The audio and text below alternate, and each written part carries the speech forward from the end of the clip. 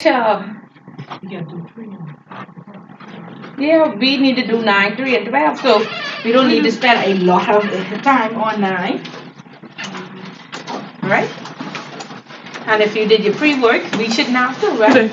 Good day. We'll have a nice little discussion about charismatic leaders, autocratic leaders, right? Situational leadership, what not to do at work, and go on, right? No?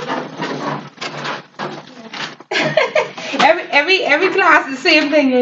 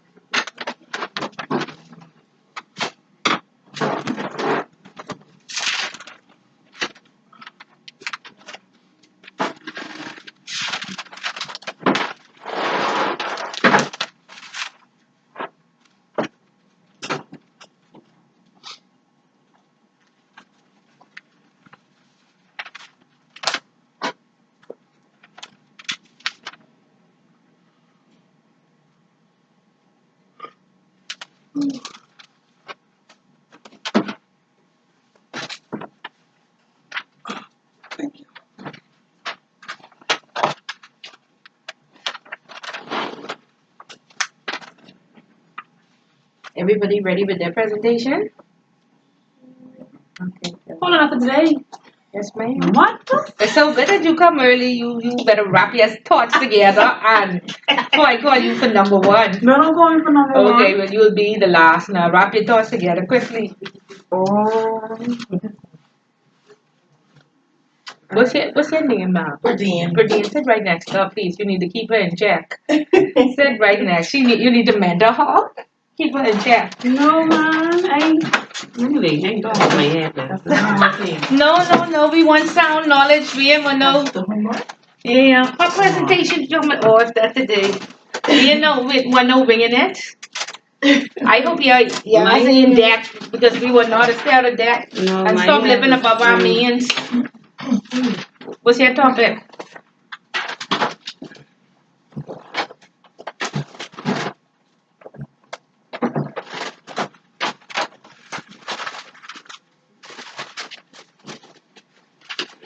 That's based on being an effective leader. Okay. Good. So we gotta get you out this rush because we don't want you burnt out every day. If you burn out every day and you're still leader, how everybody under you will be burnt out? I had a really, really busy day.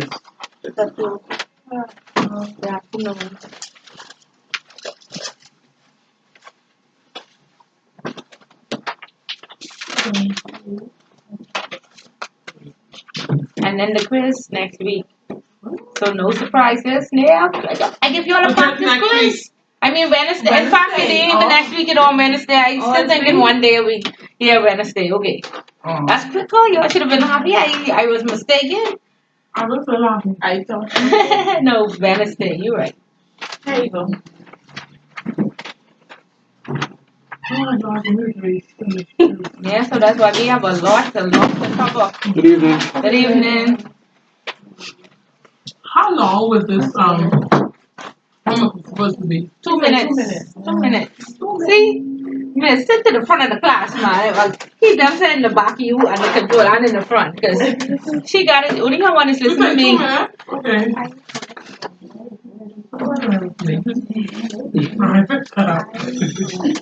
I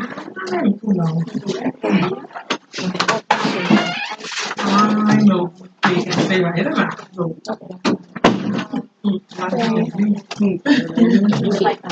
Yeah. No, that's Wednesday now.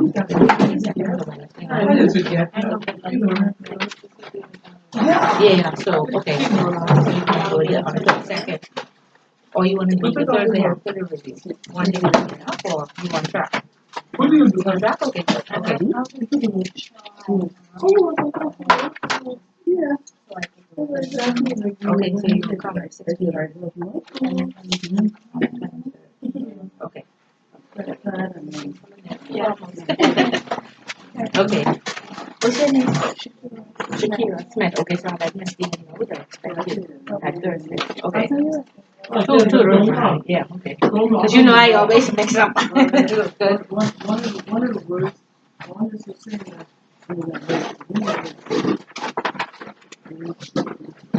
I got some to That's it? I mean, he was the Still the same. Yeah. you buying it.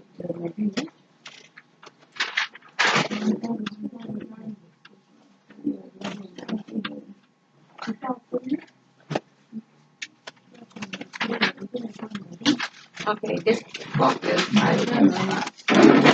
thank you. Yeah, 601. Okay. Okay, we can start. So since everybody in here, we'll start with the chapters. Start with the finishing of chapter 9. Alright, since we can read again. Let's go. What is the thing called charisma? What is a charismatic leader? Then we want to go over to visionary leadership.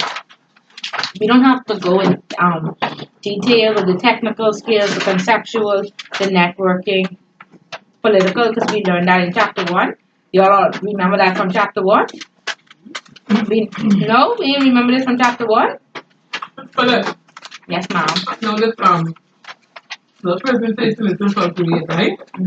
But for those who may not do too fairly well on the first coming around the state, if they do well today, we can't let the Lord be in on the hard thing. No. So the question is, basically, I would what's the Yes, 1, 9, 3, and 12. So we have to make sure cover the chapters and these presentations. Okay? Yeah. Anyway, you know what? I'll save the presentations for the midterm, but I don't want y'all to forget. So there will be at least 10 questions on the midterm about these presentations. So if you don't pay attention, I can't really help you. You have to pay attention. So when the presentation, bring in the presentation. I get 10 questions just now. Who's first? Everybody same thing. I guess that's one. There will be 10 questions on the midterm based on the essay, speech that we read, and the presentation where he learned any extra information today. So pay attention. Don't fall asleep in the middle of the presentation. There will be 10 questions on the midterm. Okay? Sometimes there are 20 questions on the midterm on the speech and the, yes. We're just doing this for fun. I mean, you think we read the whole speech and we were going to be tested on it. It wasn't applicable. Was it not applicable to leadership? Are we not studying how to be good supervisors and develop our leadership skills? Wasn't it, we did say the speech was relevant to what we're doing, right? So the 10 questions be based off the 4 chapters and the speech? No. 20. Okay. There's a quiz on Wednesday. Yeah. Chapters 1, 9, 3, and 12. Yeah. Okay. On the midterm, there are going to be 10 questions based on the presentation. And then the rest of the midterm will probably be 50 questions in total of what you learned throughout the, right, up until the midterm. Okay? So let everybody know. So don't think we just read the speech and at the end, no. Pay attention to everybody. Yes. Any questions will come up. Yes.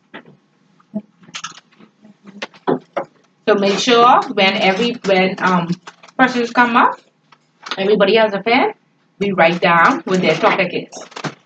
Okay? Put the phone now. Remember that I started to talk about. You have someone who came up there speaking all kind of good English and they make them sense. Okay. It will be based, the questions will come out of the speech. But just make note of what each person talked about. Okay? Because a lot of times we go into, somebody said they have supervisors meetings, but a lot of times it's management meeting. And so if you're currently a supervisor, your next step is manager, right? And so you don't just walk into management, it takes training. When you go to management meeting, each department gives an overview of what's going on and you just take notes and you go back and you have your huddles, right? So basically it's just practicing the same thing. Somebody will present, we document, we go back to our departments and have our huddles. So we practicing all these things. So when we, it wouldn't be unfamiliar. And we take it for granted. Oh, I can just show up and do this and that. Anybody ever took minutes? No. Very, very tedious. Very tedious. And the thing about it, and when I used to be in management meeting, when you took minutes, the CEO the meeting was half a day, and you just get out at 12, 1 o'clock, you go to lunch, you come back, is the minutes ready yet? I need it distributed to everybody. And then everybody is speaking on you. What did it say in It's utter chaos. Y'all have that same experience? Yeah, so this will give you practice. So and the thing about it, the newbie is always the one, because you thinking you can't say no to anything, so so they say, would you like to practice taking the minutes? It'll be a good experience. I say no. You can't say no because you need a little bit of practice. But when after that, you'll be looking for the next new manager to come in and drop that on, because that's just what happens. Okay, so basically that's where the speech was relevant to leadership, and when you go into meetings, this is what happens. So all of this is just practice. So by the time you leave here, we want to actually know these things and have no surprises, and go, at least we'll beat you. When you go into a new position, it's trial and error. For the first 3 months, you're going all the way around the building to get inside, and then you realize there's a side door right there. Right? And that's what has happened after you had some practice. Just some little tips to keep you ahead. You still make some mistakes. Okay? You all look so excited. Calm down, calm down. Not all of them say, Not everybody just say, yay. No? Okay. So dismal, man, y'all make me want to cry. Like, why doing this to y'all? It's just utter torture. Like, Miss Willoughby had a long day waiting for this. That's how y'all look. Nobody I don't really excited? because the staff was really looking at me. So.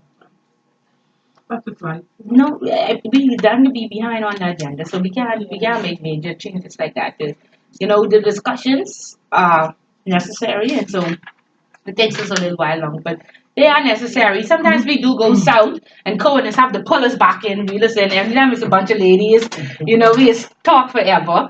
But it is necessary, and I hope they are interesting, and we are learning from each other. No? Yes? Maybe so?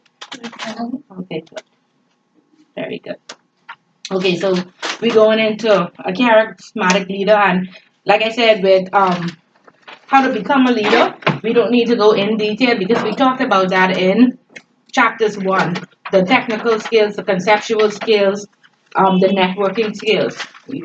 Anybody remember that from chapter 1? Yeah. We do. Okay, and we know what those skills are. Right? We do?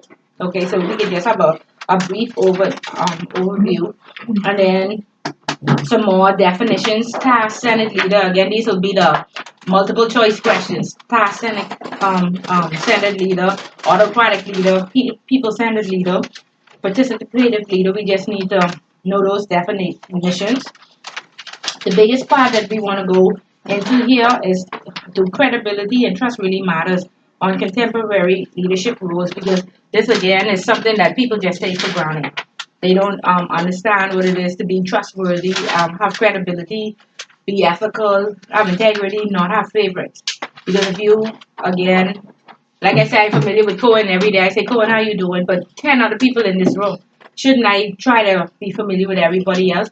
I am supposed to be the head. I am supposed to be making everybody feel welcome, making everybody feel that there's equal opportunity, And the easiest way is for us, we talked about briefly about accepting workforce diversity, and that went south, but we have to be ready to accept it, because it could be a black and white issue, and we don't want, if people said no blacks, everybody would be offended, right? So there we go. So we say the LBTGQR, SPV, whatever they have, we have to accept them all. No, because they added some more letters to it. Yeah. Every time I think I get it down, pack another letter. So, so we have to be cognizant, and we have to be aware, and we have to be inclusive. We go into work not for relationship. Okay, not for self. Right? We go into work for professionalism, to do to carry out somebody else's vision, Royal Bank of Canada's vision, not mine, not yours. Okay, so you can't tell Royal Bank of Canada if they say they inclusive and they diversify and they include everybody that I can't work with this person or that person. You find another job. Okay? All right, so let's talk about who reading today. Since I can't just go through my notes and say what is a charismatic leader, who reading today? You read last week, right? So did we catch you, lovely lady? Your turn. My number one speaker. There you go. There you go. Keep it up. Doing a good job. 221. Because we stopped last week on what were the traits. And we remember traits were loyalty. What else? Which I'll have on this quiz. Loyalty, honesty, integrity, all the generic terms. And then we said the difference when we say the traits of a leader, of a successful leader or an effective leader is the drive, the desire to influence, honesty and moral character, self-confidence, intelligence, and relevant knowledge. Remember, we stopped there, right? Okay, so now let's talk about charisma and what it is. Everybody familiar with the word charisma? You say it's 221. Yeah, I have a different version, so 238. What is this thing called charisma? What do people like Jay Leno, Peyton Manning, Sue Orman, and Oprah Winfrey have in common? They all have something in their personality construct called charisma. Each of these individuals are what we call a charismatic leader. That is an enthusiastic, self-confident leader whose personality and actions influence people to behave in a certain way. Charisma is the magnetism that inspires followers to go the extra mile to reach goals that are perceived as difficult or unpopular. Being charismatic, however, is not attributed to a single factor. Instead, it too evolves from one's possession of several characteristics. Several authors have attempted to identify personal characteristics of the charismatic leader. The most comprehensive analysis identifies 5 such characteristics. They have vision, the ability to articulate that vision, willingness to take risks to achieve that vision, sensitivity to both environmental constraints and follower needs, and behaviors that are out of the ordinary. There's an increasing body of evidence that shows impressive correlations between charismatic leadership and high performance and satisfaction among followers. If charisma is desirable, can people learn to be charismatic leaders? Or are charismatic leaders born with their qualities? Although a small number of experts still think that charisma can't be learned, most believe that individuals can be trained to exhibit charismatic behaviors. For example, researchers have studied in teaching undergraduate students to be charismatic. How? They were taught to articulate a far-reaching goal, communicate high-performance expectations, exhibit confidence in the ability of subordinates to meet those expectations, and empathize with the needs of their subordinates. They learn to project a powerful, confident, and a dynamic presence, and they practice using a captivating and engaging voice tone. The researchers also trained the student leaders to use charismatic nonverbal behaviors, including leaning toward the follower when communicating, maintaining direct eye contact, and having a relaxed posture and animated facial expressions. In groups with these trained charismatic leaders, members had higher task performance, higher task adjustment, and better adjustment to the leader and to the group than the group members who worked in groups led by non-charismatic leaders. In Chapter 8, we introduced a personality dimension called self-monitoring. As you'll recall, we described high self-monitors as individuals who can easily adjust their behavior to different situations. They can read verbal and non-verbal social cues and alter their behavior accordingly. This ability to be a good actor has been found to be associated with charismatic leadership because high self-monitors can accurately read a situation, understanding the feelings of employees, and then exhibit behaviors that match employees' expectations, they tend to emerge as effective and charismatic supervisors. One last thing we should say about charismatic leadership, that is, it may not always be necessary to achieve high levels of employee performance. It may be most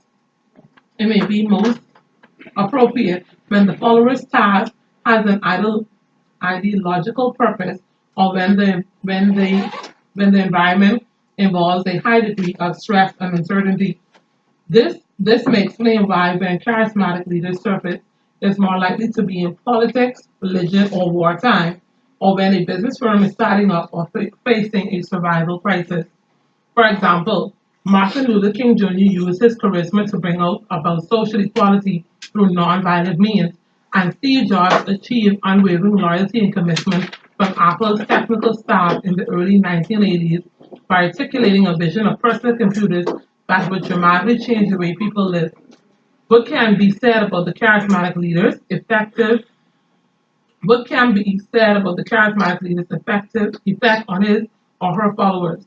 There is increasing support for the idea that there is a strong link between charismatic leadership and high performance and satisfaction among followers. That is, people working for charismatic leaders are motivated to exert extra work effort, and because they're like their leader, express greater satisfaction. Although one study found that charismatic CEOs had no impact on subsequent organizational performance, charisma is still believed to be a desirable leadership quality. Although traits of the successful leaders have been identified over the years, these traits alone are not adequate for entirely explaining leadership effectiveness. If there were, if they were, then leaders could be identified from childhood. Although you may have been the natural line leader in kindergarten, exhibiting your influencing abilities at an early age, leading requires more. The problem with focusing solely on traits is that it ignores the skills leaders must have, as well as the behaviors they must demonstrate in a number of situations. Fortunately, these latter two skills and behaviors can both be learned. Therefore, it is more correct to say that leaders are made.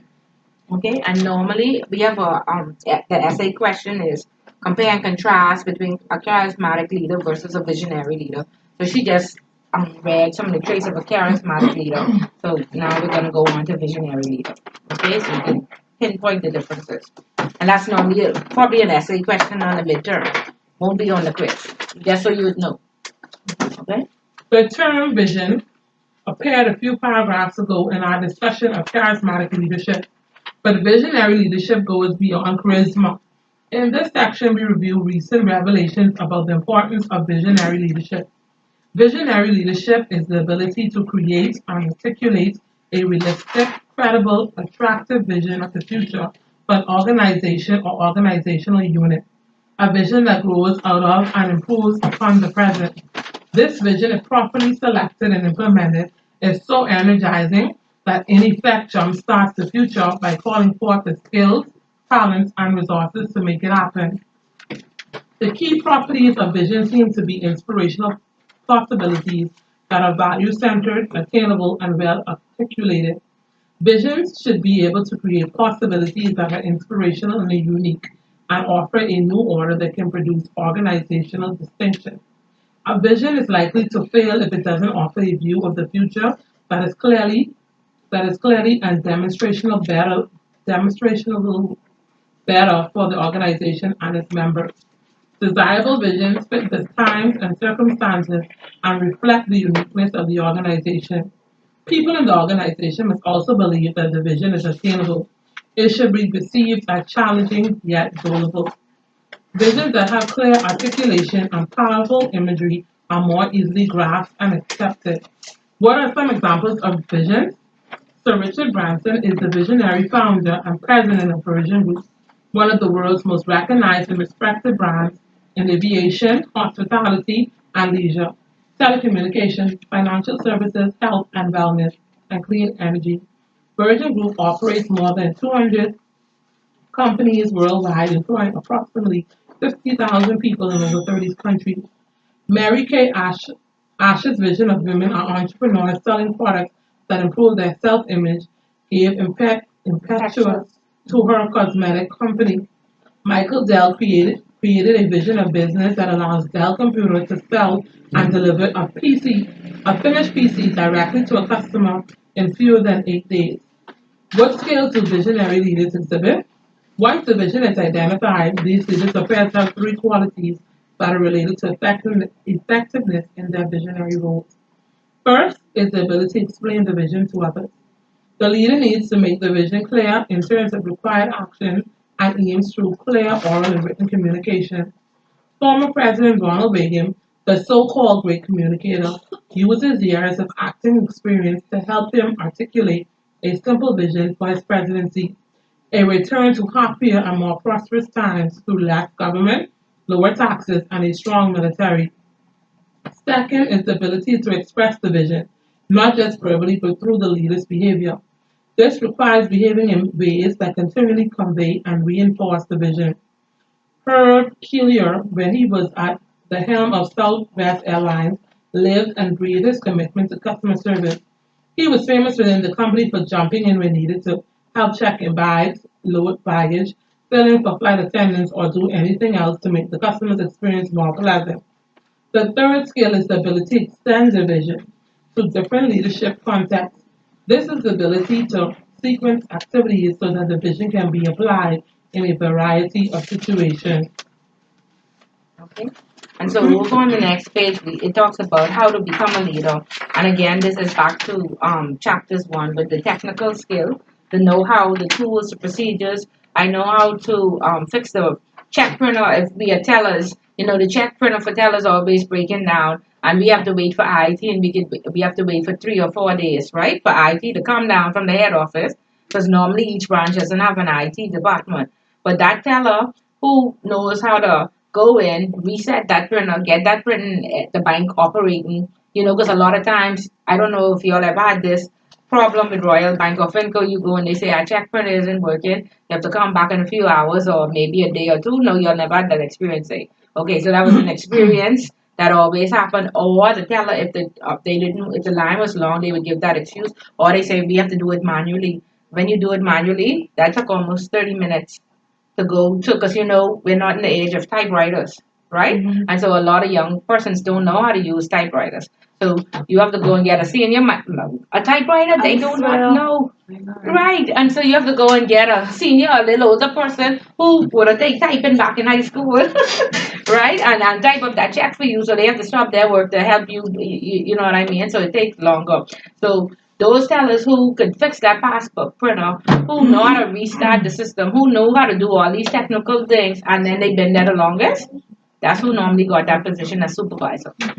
Or because of the technical skills, not that they had the right behavior, not that they were you know, exerted supervisory skills, not that they had anything over, you know, they didn't have to be the fastest, they didn't have to be you know, next in line, but they would have been, I've been here for 24 years, I know the system back and forth, I don't necessarily know how to lead people, I don't not necessarily have the right characteristics to get, or, you know, I'm not good at training, I don't know policy, but I have that technical skill, so it's me. Do we still have that going on in our institutions? No? Where the next person in line is the one who knows the system the best? No. No? Everybody has his own job, so if one person don't teach, the next person I'm like in line. If it's really you taking it from them if they teach you. You still have some selfish people. Yeah. Exactly. So they don't show you how to do nothing. Some of them don't want to. You Okay. don't sit and learn. If they ain't trying to give all that knowledge. For you to get to the next. Oh, okay. All right. But so who do you feel getting the position next? It's who you know. That depends where you are because sometimes people get the position next because they just was there long. Yeah. Right. That's Right. cool. And so let's hope that the person who's been there the longest have the most technical skills. Sometimes they don't. They don't. So they Don't have don't no know. skill. No skill at all, but they have that 24, 25 years, so we have to Of move them up there. of not experience, but of being employed at the company. So Okay, so they next in line. Okay, so that if that's it, it's just the time frame. It's definitely not the conceptual skill, the mental ability to coordinate a variety of interests and activities, the ability to make a decision, the ability to say, okay, we haven't done this before. Let's try this. It may not work, but we can do something else. Is it that person? Because a lot of times people are just afraid to make a decision. Let's take it all the way up to head office. Let's see what head office say, or it ain't my job to make the decision. Is it the one with the conceptual skills?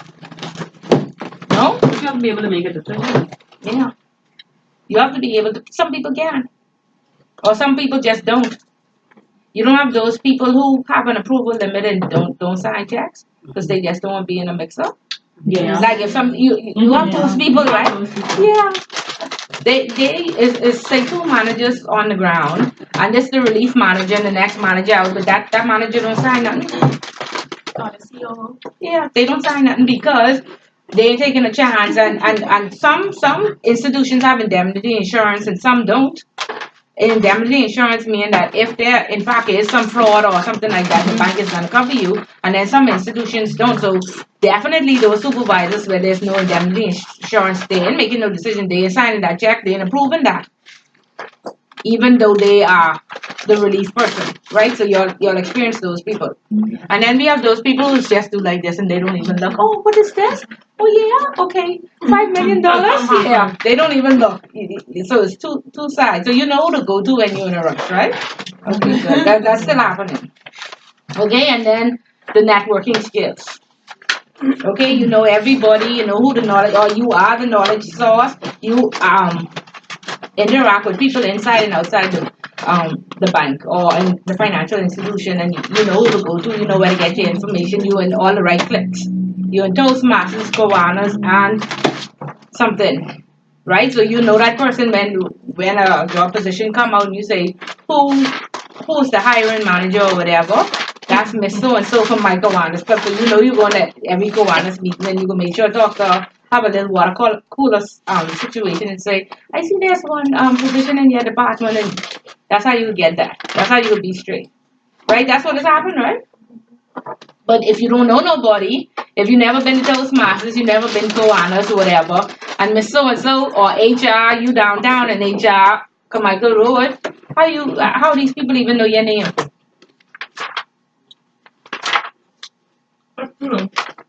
Right?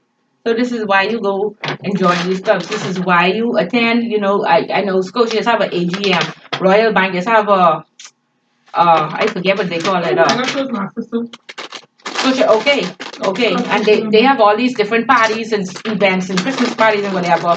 But we don't like these people, and so we can't deal with them from 9 to 5. We definitely want to see them after hours, right? So we go with, right? But this is a good opportunity here where you go and introduce yourself. Because I know if they don't have a reward and a recognition social, they at least having a Christmas party, right? Mm-hmm. Okay, but we never go. That's your opportunity right there to put your name out there, get to know all the CEOs are just the most accessible. If you try to make an appointment to see them, they're always busy. But to those parties, you go and introduce yourself, you're almost there. Put a name to your face. There you go. Okay? Networking. So all of these is how do I become a good leader? You need all these different skills. Okay? And the next one, it talks about HR skills. In chapter 1, it talks about political skills. Okay? We go on the skills. We understand. We remember it from chapter 1. I have a different version of the book. What page we on? I have 224. Chapter 9. Chapter 9, we're talking about how to become a leader. Okay, and then the human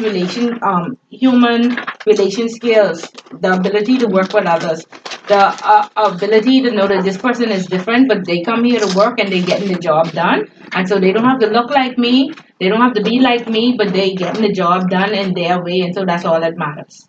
really. And so accepting differences, motivating the people around you. Motivation comes from within. Everybody has to show up with something, but then we have developed that. Okay, communicating effectively. Okay, we ask for a suggestion box. We ask for everybody to give something back, make a suggestion, but everything that we get, we knock it down and we say, oh no, we can't do that, or this is a dumb idea, or we make the people, we come right out and say, oh, that's a dumb idea. Oh no, we can't never do that. Oh no, you know? Okay, stuff like that. So you have to be cognizant of when you ask people for help, you cannot knock down every single idea that they give. And if they on the wrong track with ideas, then say, come, let me help you. Let me give you some tips about what type of ideas you're looking for. Let me show you what ideas we've got in the box before and what worked and what we implemented. You know, because everybody needs a little bit of help, a little bit of training. Okay, and all of these skills help you to become a good leader. People will draw to you. You will now become the knowledge source in the company, and people will respect what you say. And if something does happen, they call you on the phone, and they say, "Hey, how did you handle this? Or what decision would you make? Or what should I do?" Okay, they respect whatever advice you give. Okay, and so you don't have to wait till you become management right now in the position, or even supervisor right now in the position. You must exhibit these different skills. Have strong interpersonal skills, and you prepare yourself now. You act like I already on the management team. I become more responsible and make sure I know how to use the typewriter, not just all the old people. Because we talked about, doing checks manually. Only you had to go and get an older person to help you because no young person knows how to use typewriter and stuff like that. You all had that experience? Currently. Yeah, okay, so yeah, see, they know what I'm talking about. You know what I'm talking about too, right? I know how to use that Yeah, right up. okay. Yeah, but so all these different things, you know what to do, and so you know how to keep the line going. You know how to control these disruptions that happen when you have to, keep it going. So you put all these skills together. Okay, technical, conceptual, make that decision, and don't be afraid to make the wrong decision, and just make sure you can minimize the loss as much as possible. You don't want to say, oh, but I made a decision and I lost $5,000. No, you you want to minimize the loss, but you have to, when you get to a point, you can try. It's nothing wrong with not being right the first time, and then making a better decision because you would have learned. Okay, and then putting a procedure in place for everybody to follow, so they know what to do. Okay, that's what you do when you're ready to become, or you become a leader. Okay, you exhibit these different skills. So we can't wait till we get to management. We can't wait till we become the supervisor. We start the day, and somebody will recognize you. Okay, and whenever it's your time, like nobody can take anything away from you. Maybe it's not the company that you in that will recognize you. You may have to go somewhere else.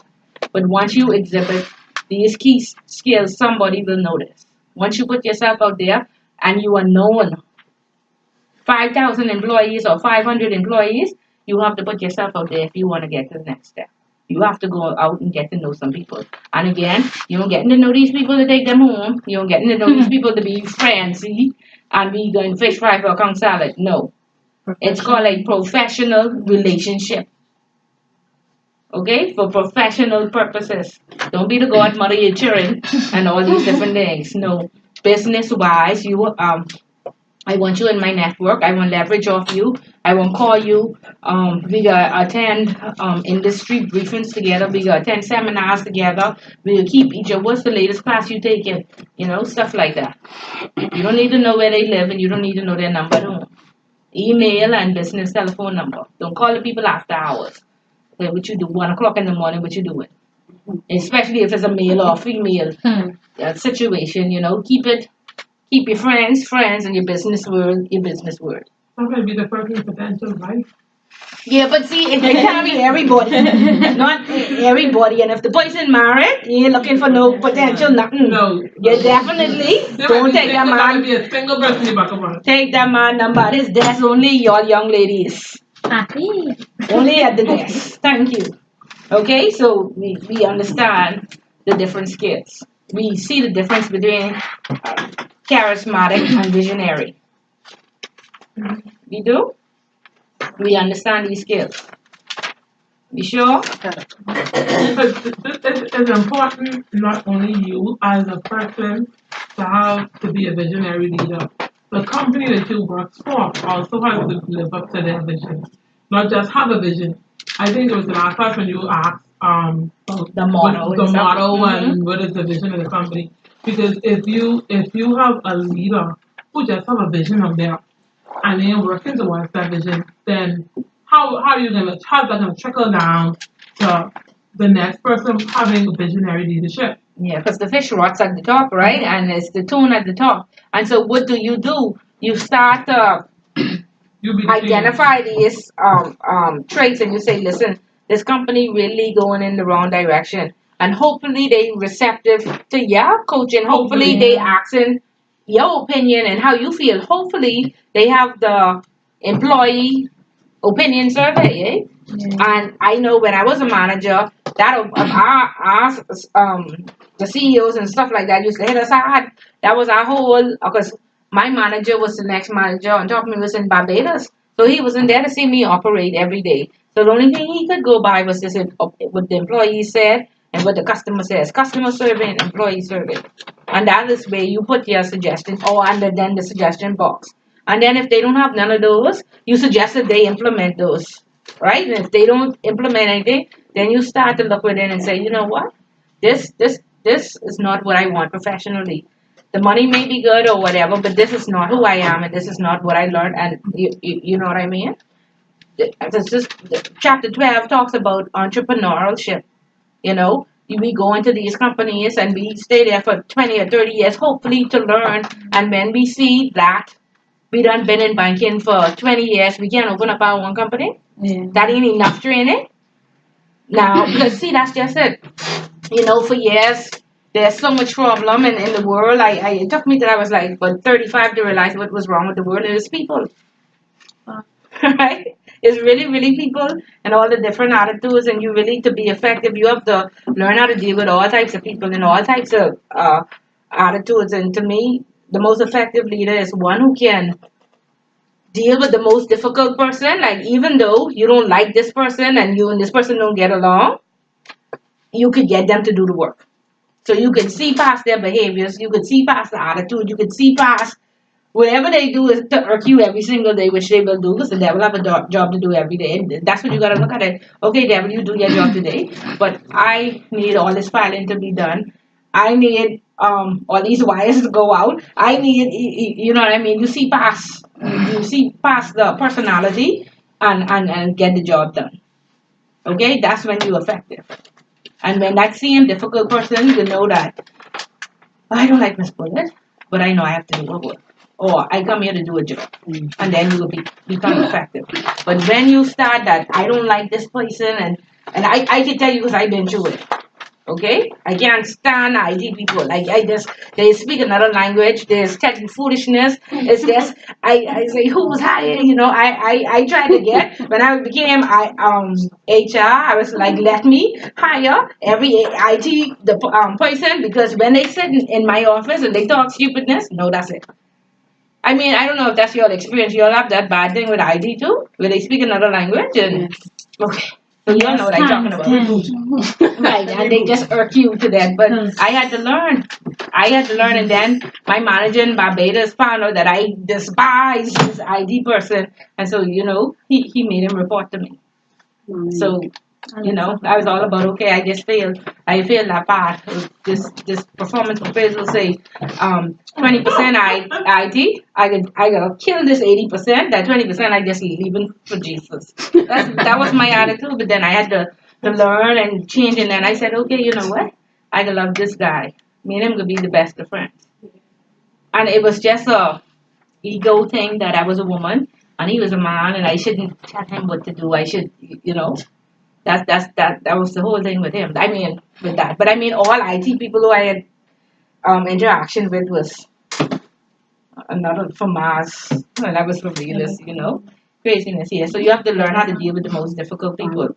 And don't show up every day dreading. When I go like, oh God, not IT today. That it's just shut you down. It is, you know what I mean? If you start off with that, then already it didn't work out. But I found that, when Royal Bank closed down and, we left at different intervals and they said, they have this little party and farewell for everybody. When I stood up, I said, I'd like to thank the guy from IT. Because I never missed church. I never missed paying my tithes. And I never missed a prayer.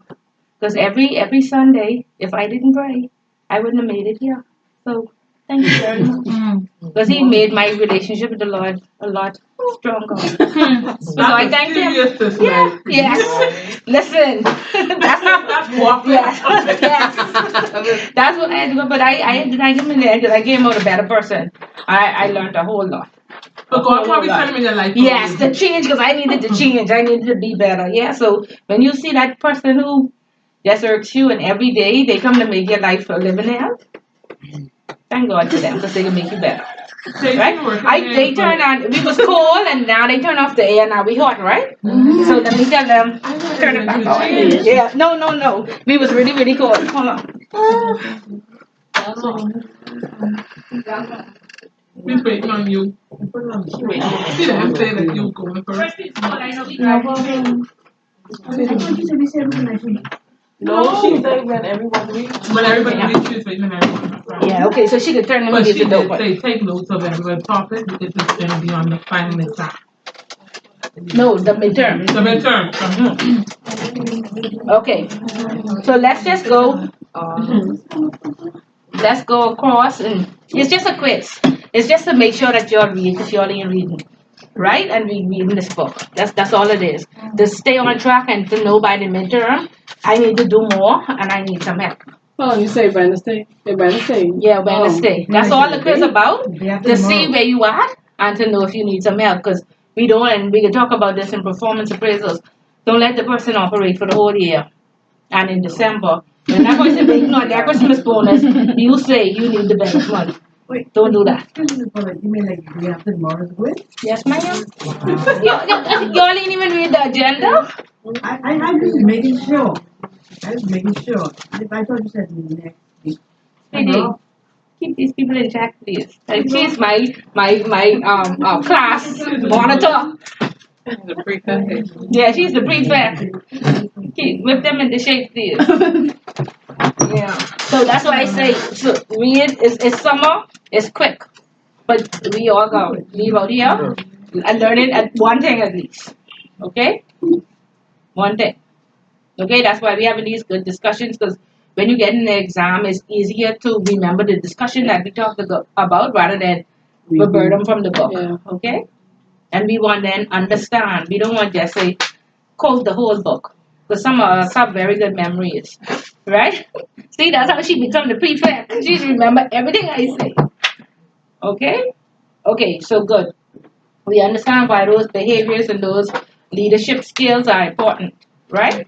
Yeah. No cell phones allowed in this class. No cell phones. Thank you. Anybody here for free? I didn't say this right. Nobody here for free. Everybody pay, right? Everybody pay? Memorial Day weekend next week. You could have gone to Miami with that money. You could have shopped. You could have buy that new fridge or stove that you need. You could have paid your children's school fee. But you here. So get 100% please. Whilst you here. Because it ain't for free. And then this time, 3 hours. I need to do all my spring cleaning. Y'all and do y'all own. No way. So we could have been spring cleaning every Monday and Wednesday, and if in 3-4 weeks we'd have been finished. We'd be here. So there's a sacrifice, right? We want to get the most out of our sacrifice. Very good, very good. I'm happy we all are there. Everybody's like, oh, I hear you. Okay, good. So anyway, we understand what a charismatic leader is. We understand what a visionary leader is, right? Do we? Sure. At least we have an idea. We can put that into an essay. And we can throw in the skills that you should have, which are conceptual, networking, political, interpersonal. Right? We can tie in from 1 to 9. Of course, that's going to be multiple choice questions on this exam, on this quiz on Wednesday. Right? Say that again. No, I ain't saying it again. Listen the first time, wake up. Prefect. Wake up and prefect, tell them what I say. Prefect was even sleep right there. Right. Okay, task and leader on the side. Let's read on the side. An individual with strong tendency to emphasize the technical or task aspect of the job. Okay, autocratic leader. Unless It's 37. let's read too, because autocratic comes up a lot. Let's just read the paragraph on autocratic leaders. A taskmaster who leaves no doubt as to who is in charge and who has the authority and power in the group. No, let's read the paragraph. The paragraph. This is the second paragraph. Oh, an autocratic leader can best be described as a taskmaster. This individual leaves no doubt as to who is in charge and who has the authority and power in the group. He or she makes all the decisions affecting the group and tells others what to do. This telling frequently happens in the form of orders, mandates that are expected to be followed.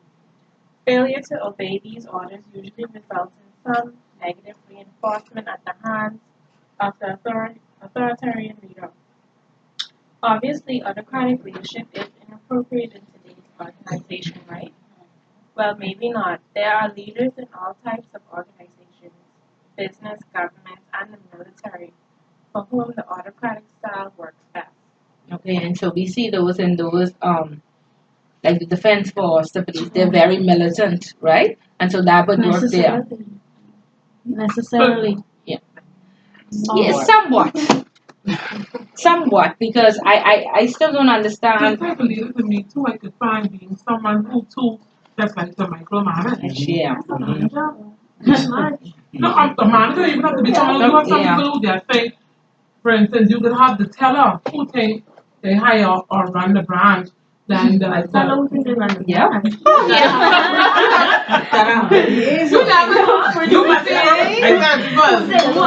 I told you all, I was working in an institution. I was working in an institution. It was closing down. And I can tell you, the administrative assistants in there, but I got them off the G. They ran that whole bank.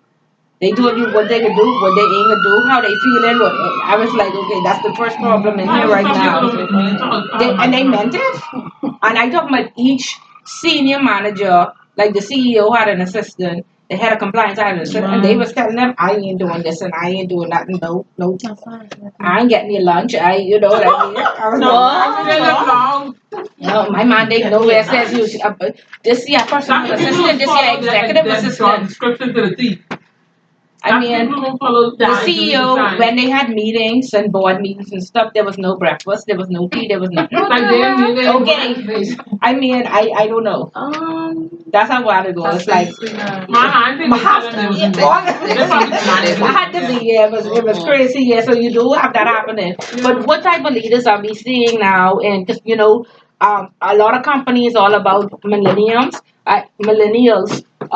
Royal Bank, too, you know, they put a lot of younger persons in senior positions because they didn't want I am the boss, or you must do what I say, or they didn't want the micromanagers. They wanted the coach and the trainer and what have you. And so they went around, they identified millennials who had those strong interpersonal skills that, you know, everybody liked and who could deal with people better, right? So do you all see that happening across the board, or was that just at Royal for a little while? It's happening.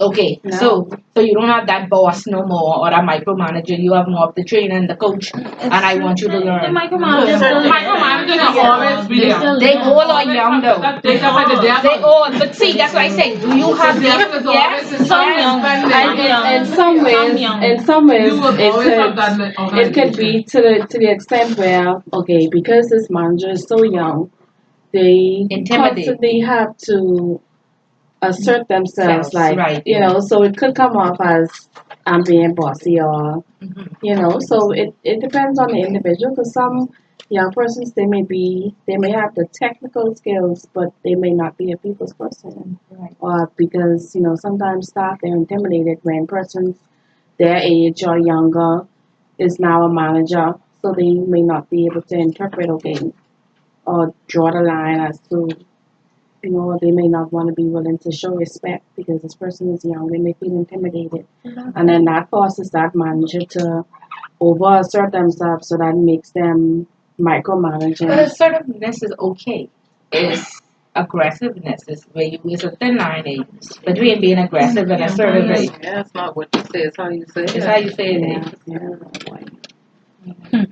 It's how they say it too. Yeah. Okay. But what do we see for the most part? We see the change, which is good. But do anybody feel like they showing up to the army? You must be You must be at 5 a.m. 5 minutes past the time. Because Royal Bank allows you an hour for lunch and 2 15-minute breaks. Interesting. Because the smokers. Yeah, smokers. Because the smokers outside, and people complain, my God, if the smokers outside every 10 minutes on an hour. Right, so they getting more than 15-minute breaks, so they just gave everybody, and I guess the person who put that in place was a smoker. I had so many complaints, so they understood. Your tea break. Yeah, you have a little tea break or whatever, but do you have that person who probably have to drop the kids off from school or pick the kids up and they need that extra 5 minutes? Are we saying you late every day? Yeah. Or are we accepting it? How many my time back? Really? Yeah. Ooh. Not even though I know, because I am your supervisor, and we haven't.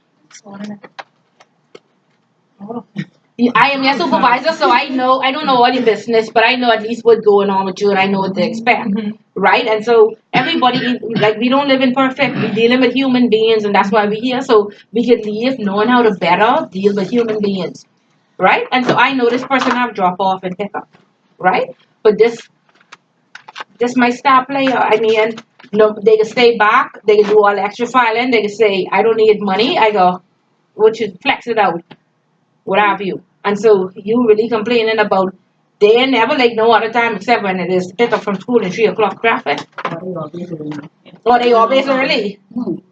And let me tell you something. What we don't look at it, this is the then versus now. You know what we don't look at? Quality time versus quantity time. You check those people who come to work at 5 o'clock. By 2 o'clock they sleep. Don't let them have an office. I talking about they sleep or they done worn out and they ain't doing nothing else for the day. But they there. And they'll come from 7 to 7. That's quantity time. Yeah, they ain't doing nothing. Or I work with some people. All of us got off at 5 o'clock. Me and this girl would pack up our desk. We not no friends there. We pack up our desk on days when we didn't work extra hours and go home, but they always shun a negative like, oh, y'all always leave on time. But on the nights when we stayed, we working. They talking, they ordering pizza, they online looking for clothes. Why you sitting up in the people's office? Yeah. You ain't doing nothing. The people ain't getting quality. So be careful of managing quantity time versus quality time. I giving you 100% if I there for 5 hours. The people who there for 10 hours was giving you 50%. But this bullet has come from 7 to 7 every day. She's the best employee. This bullet buying clothes online. She chilling. She calling. One woman used to talk loud. I call home and say, you want me to from school yet? Blah, blah, blah. I don't know. She used to stay there for till 6 o'clock round and children at home. But she did. Homey and happy. I say homey and happy, and they don't have air conditioning, so you might as well sit up in here and soak up this air. Expensive BBL is, but that's what. So, like I say, when y'all grade these people, as we going on to goals and performance appraisals, make sure you're grading the quality and not the quantity. Okay? Because we respect the person who come from 7 and stay till 7. But the person who come 15 minutes late because they drop their children or pick their children up, or the person who going to lunch this bullet just go to lunch every day. Am I not supposed to? And when I go to lunch, I unwind, I come back and I give you innovativeness and more quality. But that person who's sitting there straight from 8 o'clock straight till 5, their head gone. From 2 o'clock, they faking. Or if you look at the garbage, you gotta go and redo their work. Okay, so we are human beings, so we only can function and have that frame or with that focus for so many hours. Okay, treat the people like human beings. If you get my work done, I can work with. I just need to know, and then nobody else's business. So nobody come ask me, well, how come this one is doing this? How I say, well, what would you need to do? What would you? Okay, so we need to fix all of that and treat people right. Okay, that's why we need effective leadership and these skills, and we need to know that who values and who goals we live in, not us, but the company that we work for. And then when we don't believe in what they believe in, we move on, right? Okay, good. And we definitely don't want to make all these mistakes that we would have seen companies made where they don't do the employee opinion survey, they don't tie these things to people's goals, they don't have no suggestion box. That means it's what they say, how they say do it, and when they say do it, how, what, when, why, and how, or whatever it is. And that's it. And we don't live in that type of world. Okay? Okay, good. So, being going to the military every day. Afghanistan, anybody? Okay. Somebody from the army in there, yeah, but y'all stay clear there. And you just know they are army training, and and so we know that's that autocratic leader. Okay? But we want to be more like a visionary or a charismatic leader. And like I said, that seems to be the more popular attributes. Like I said, Royal Bank specifically did personality tests. I think Scotia does a personality test, and that is the type of people that they're looking for, because Royal Bank and Scotia has that employee hotline where you call and you get counseling, and all of that information trickles up to something called the ombudsman or to whomever. And when they see the number of people calling to say they are just burnt out, they hate coming to work every day. It's just one supervisor who is just doing their, they would be so much more productive. And there's even a calculation in the next chapter for productivity.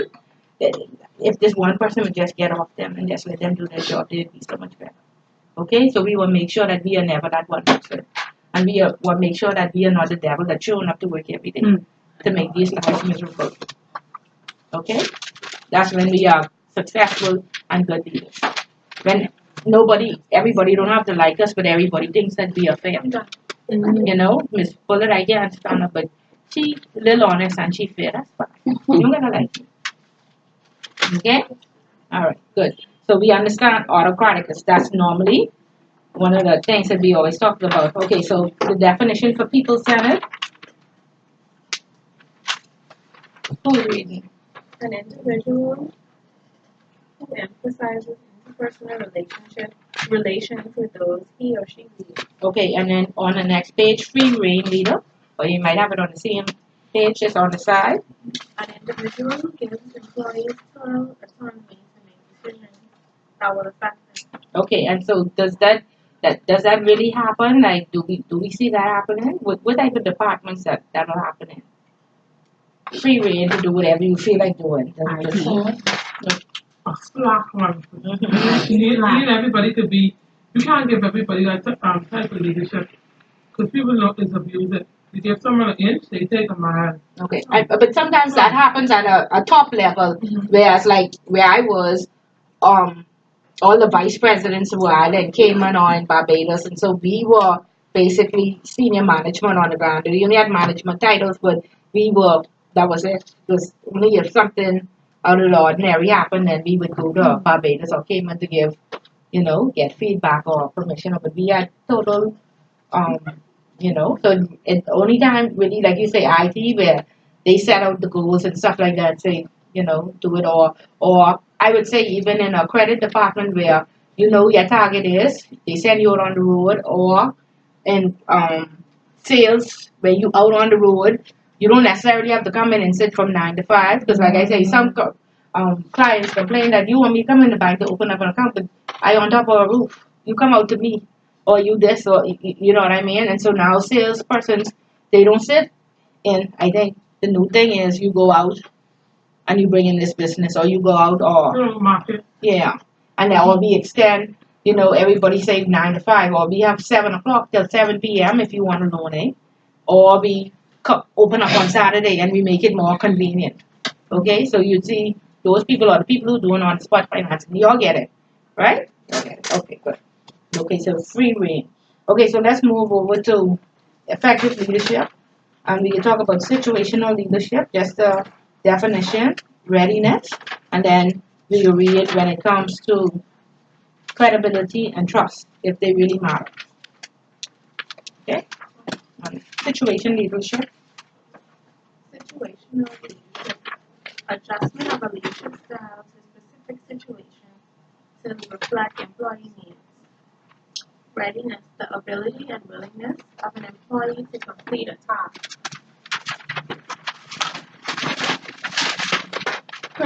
Credibility, honesty, confidence, and the ability to inspire. Okay, so we want to read. Does credibility and trust really matter? The central component of credibility is honesty. Surveys show that honesty is consistently singled out as the number one characteristic of admired supervisors. Honesty is absolutely essential to leadership. If people are going to follow someone willingly, whether it be into battle or into the boardroom, they first want to assure themselves that the person is worthy of their trust. In addition to being honest, credible supervisors are competent and inspiring. They need to appear capable, and they can be effectively communicating confidence and enthusiasm to their employees. Employees judge their supervisors' credibility in terms of their honesty, confidence, and ability to inspire. Ultimately, a supervisor's credibility separates supervisors and followers from supervisors with subordinates, and is built on the quality of relationship that exists between the supervisors and their employees.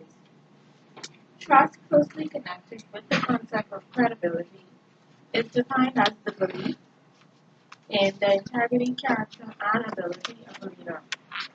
When employees trust their supervisor, they're willing to be vulnerable to their supervisor's actions because they're confident that their rights and interests won't be abused. Research has identified 5 dimensions that make up the concept of trust. You want to know these 5 dimensions? Integrity, honesty and truthfulness, competence, technical and interpersonal knowledge and skills, consistency, reliability, predictability, and good judgment in handling situations, loyalty, willingness to protect a person physically and emotionally, openness, willingness to share ideas and information freely. Of these 5 dimensions, integrity seems to be the most critical when someone accesses another's trustworthiness. Additionally, both integrity and confidence are leadership traits consistently associated with successful supervisors.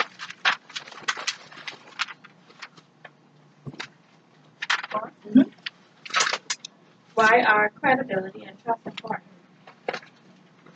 The top reading of honesty as identifying characteristics of admired supervisors indicates the importance of credibility and trust to leadership effectiveness.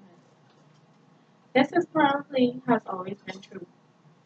However, recent changes in the workplace have reignited interest and concern about supervisors building trust. The trend toward empowering employees and creating self-managed work teams has reduced or removed many of the traditional control mechanisms used to monitor employees.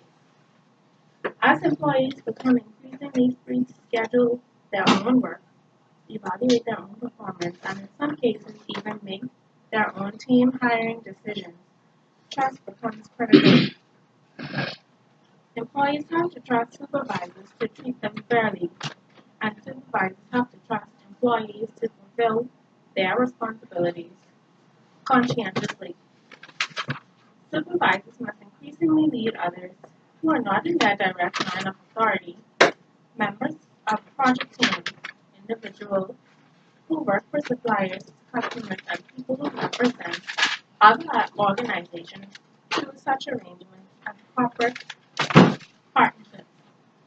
These situations don't allow supervisors to fall back on their formal positions to exact compliance. Many of the relationships, in fact, are dynamic. The ability to develop trust quickly may be crucial to the success of such relationships. Now more than ever, supervisory leadership effectiveness depends on the ability to gain the trust of followers.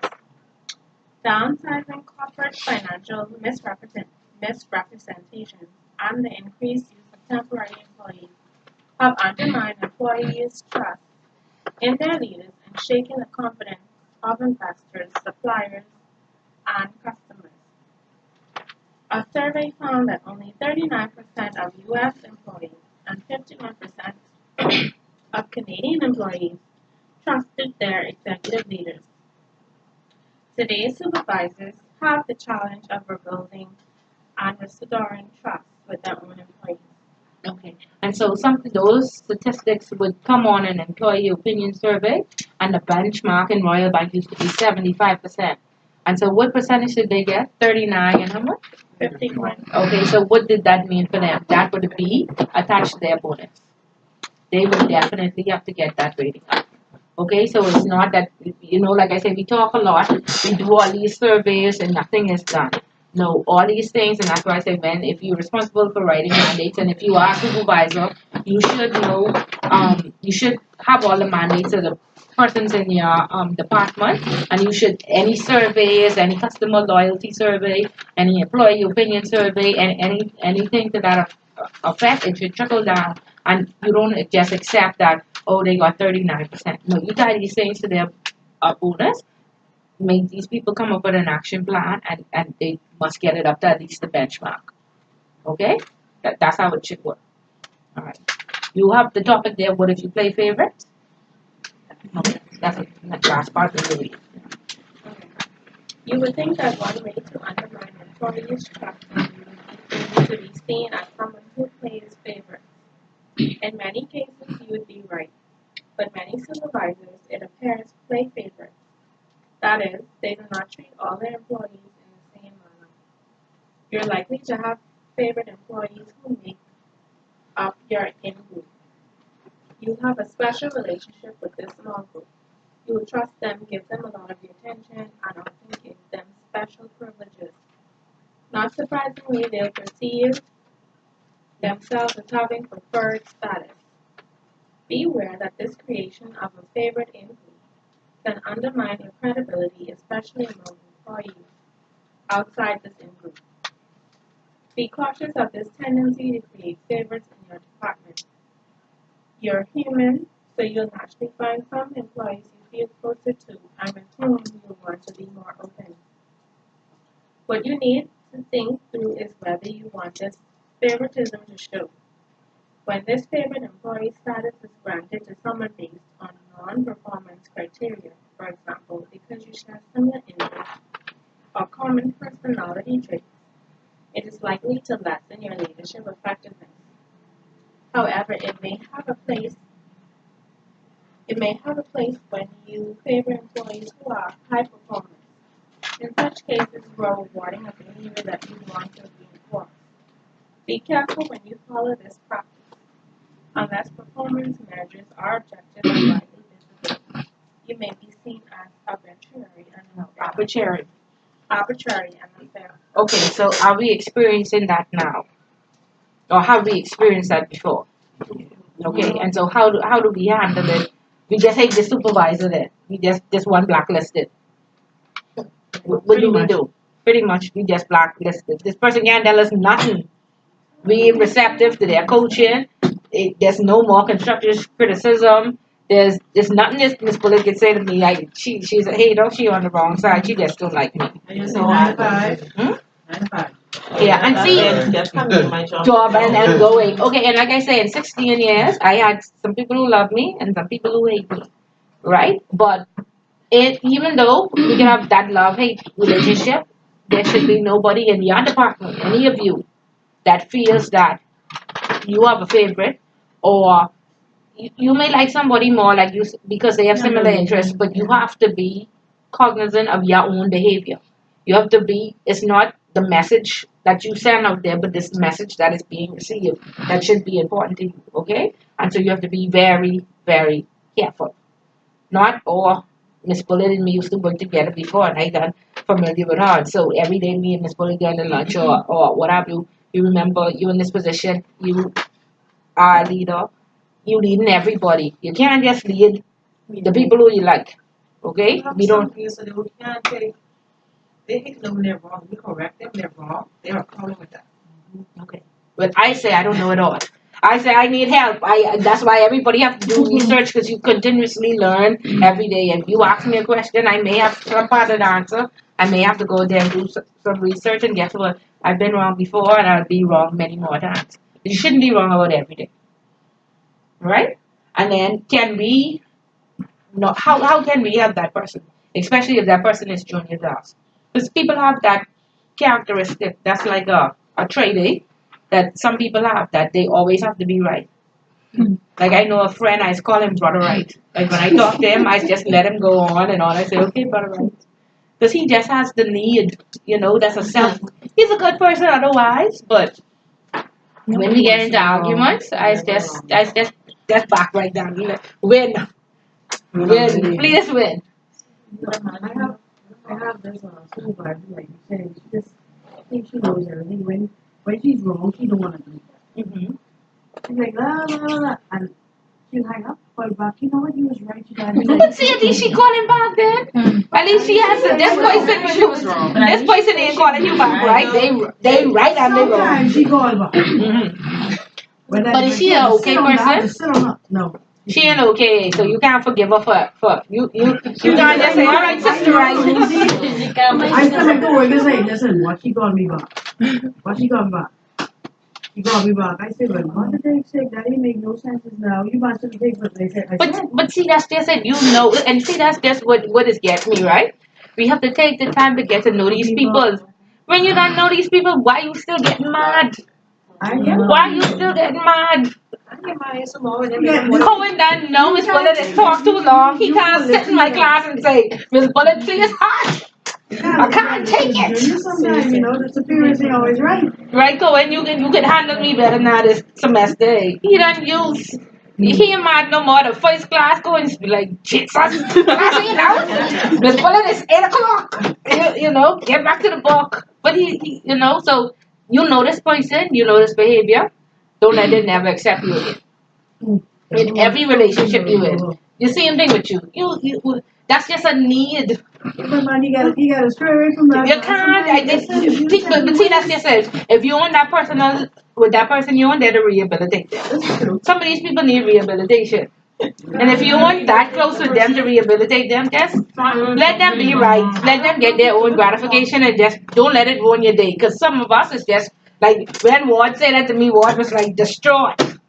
She don't want to be no more. She goes directly to my supervisor. So I'm like, thank you, Jesus. I never do it no more. Yeah, but just accept her. Let her be right. Just let her be right. No, I Yeah, but Ward, is she receptive? Is she receptive to your coaching? Will she listen to you when you tell her that she's wrong? No? No, give up. It's not from a manager, so no. That's one less fight. See, that's just it. We always have to we have the spirit of retaliation. We always have to, point it out. Let that person be.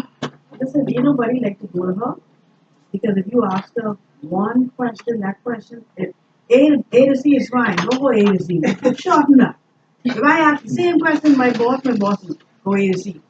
I said, but she just said, why did he tell you all of that? So he said, you didn't get it. I didn't get bored. I'd be like this on the phone. Yeah, she old. She didn't know away from the you all gotta remember too. We don't live in perfect. We don't live in perfect. Y'all want to go to work. Everybody like you all. Everything work out. No. People stop talking when y'all want them to. It don't work like that. So I'm not saying to lower your expectations or accept the things you cannot change. That's one of those Serenity prayer. There you go. And have one less so have one less argument, have one less bad feeling, have one less annoyance. And then by the time we get off 5 o'clock, we could come here and we could be little rejuvenated. Some of us come in here like beat up every day. No man, then don't be bent out of shape every day. Y'all ain't got I ask y'all any autocratic leaders, all none of y'all have been to war. None of y'all. No, It don't matter. These people, these your friends? You have enough friends that like you? That's why you just be like, at home. You have a happy home, right? That's who should like you. We just get too personal at work. Nobody at work should like you. They should respect you professionally, and that's it. That's it. Who cares? Do you do my job? That's the end of my story. You come to work and you do what you're supposed to do, and it don't affect nobody. I like you. You don't gotta like me. I like you.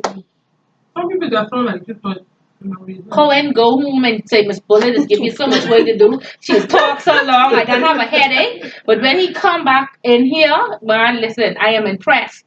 I like Cohen. I like him. He impressed me. He take this class from where it never been before in his presentation. I like him. He inspired me. So he could say, Lord, let me just hurry up. Thank God somehow I could get through this quick. But that's what I'm interested in. That he come in here and he perform. And he teach us all something. I left out here knowing more because Cohen was in my last class. And Ward. I had a great experience with Ward. Don't mind Ward. I let her get away with murder. She's sitting up in the back there. She don't say much. I deduct 10% from her if she don't start talking. Because she know better. I done had her before. She know better. A great experience with her too. Okay, so that's what I like. So if they don't like me, they say, oh God, man, that's their business. I like them. And that's how you got to think about it. Because so many things to weigh us down. And boy, we just look for one more. One just to tip us over. Just to tip us over and be upset and be melancholy and be distraught. It's like we love being burnt out at work every day. And we don't know how to go to work and have just the amount of work I can do today. This is what I can do. And I can go home and I can be happy. But yeah, if at home you're not happy. You're going from crazy to crazy to crazy, so you must have an outlet. 8 hours to work. 8 hours to work. That's why it's the spirit of retaliation, because everybody on pins and needles, everybody crazy, and then the traffic, and then it hot. No, for no, you're laughing. There you go. And then today, BEC was, I just full up my car with gas, and BEC decided to load shed. I said, how? Y'all do this last night on Mother's Day. I had to drive, my gas, what I done said, boy, this gas will last me till Friday and everything, budget out to the thing. No, I had to drive around 2 hours. I just couldn't take it, because I would have hit the roof. Inside that house was just hot. Every door, every window was open. Yeah, so when you get to these points, take a little break. Go on your smoke break and don't smoke. No, for true. What happens when you don't smoke? No, but take a little walk. Like, I used to, like, as growing up, I used to get few. I don't know, I was so mad. I so mad, and I turn red, and I cry, and I say all kind of awful things. And then 2 hours later, I was sorry. That don't happen to y'all. I used to be sorry. Right, but now I know. When if I get so mad at you, I walk away from you, and I come back, and I think straight. And I don't even have to cry no more. And I don't burn up and turn. I don't, but I have a headache where I used to get so angry. So you have to see whatever works for you. But what is go to that and this know it all? What is go there to here? I know it all. Like, she's luck for that. No, I don't look for that, man. But that's what we do, right? You know, see, just like you have that expectation, this woman will know it all. And she call me back from, say, A to G, and she'll make you mad, and you allow it. No, avoid these things. I just read them. Listen, the supervisors be the same way. Oh, Lord, I'm good. Yeah, so accept the things you cannot change. Like, yes. Listen, I accept them by not calling them. Just answer the call and put it on the answer the call. No, we don't want to develop more bad behaviors, but we just want to get our own frame of mind in place. You know? And stop caring about these things that don't matter. Yes. But then you looking at it and say, or they talking about me, or they this and they that, and they, you know what I mean? And to me, as you get older and more mature, because like I said, I've been to that point where I didn't want to go to work because people was talking about me. When I was getting a divorce, I didn't want to go to work because everybody know how fired the boss is, what happened, and I was embarrassed. I felt like a failure. I didn't want to go to work, and then today, I don't even care. I got to a point where I didn't care. I had to say, they talked about Jesus. Who are you? They don't, I had to say so much things. They will talk. The better you become, the greater you be. They will talk. all the people and just So let's internally change all these things. You know, and like I say, when we come from war, go home to paradise or go to the beach. 8 hours at work, 8 hours to sleep. I just felt like she needed to get I need to understand where she's going with this. No, I felt like I felt like just one person. I'm like, okay, I think she just needs Let me see your face. Girl, you trying to make money. No, just guys might see a video you saw. No, listen. It's something, it's just like, okay. How you got someone all that energy? Listen, I felt like she needed Yeah, but you gotta pray your way. You identify how you get rid of principalities, warlocks, and demons. You go in the spirit, right? You the flesh is no match for I go to the bathroom what you growling for? Give me a minute. Go in the bathroom and I go to my Yeah, one demon come, next demon. Yes, but it's you. No, it's you. Listen, 8 hours for sleep. 8 hours for work. I don't even get 8 hours for rest. Right? No, but I mean that's the 24 hours in a day. That's 24 hours in a day. That's what it's supposed to be. When you see that you upset for 4 rest hours, you gotta slap yourself and say, I only have 4 hours left to relax. That means I going into a crazy zone. I must catch yourself.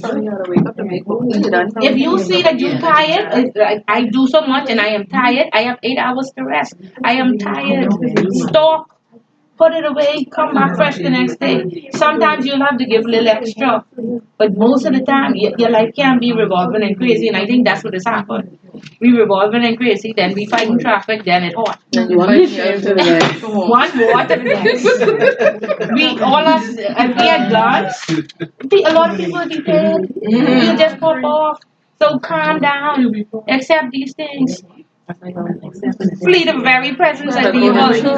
Yes, and be peaceful. And then help other people to be peaceful and stop showing up to work every day. Burned out and angry. Problem with some oil and just plastic. Yo, I be empty. Yo, I be empty. Okay, and then don't play, when you get there, don't play favorites. Because that's the same person who you saying always have to be right, probably saying nobody's listening to me. Nobody cares about what I say. You know? I be talking and people just walk out the class and you know what I mean? That's what you may say. You know, I never get my point of view across. Because everybody just hating, nobody understanding, nobody trying to help. Right? So if you are a supervisor and you have this person in your department, and like I say, even start now. Think about not you and the way you want things, but try and understand the people on your team. See their views, see how they feel, see, you know what I mean? You may agree with some things, but not every day. But we expect people to be, even in relationships, right to the T. Do everything I say, do everything I want you to do, or you wrong and I right. Stop it. Stop it. All of these is human behaviors and traits that we all have, but we need to get rid of them. Okay, because we just as bad as some of these people. You know? I had 2 people in the class before, and the girl used to be like this, that's my supervisor right there. You can't stand up. I say, how?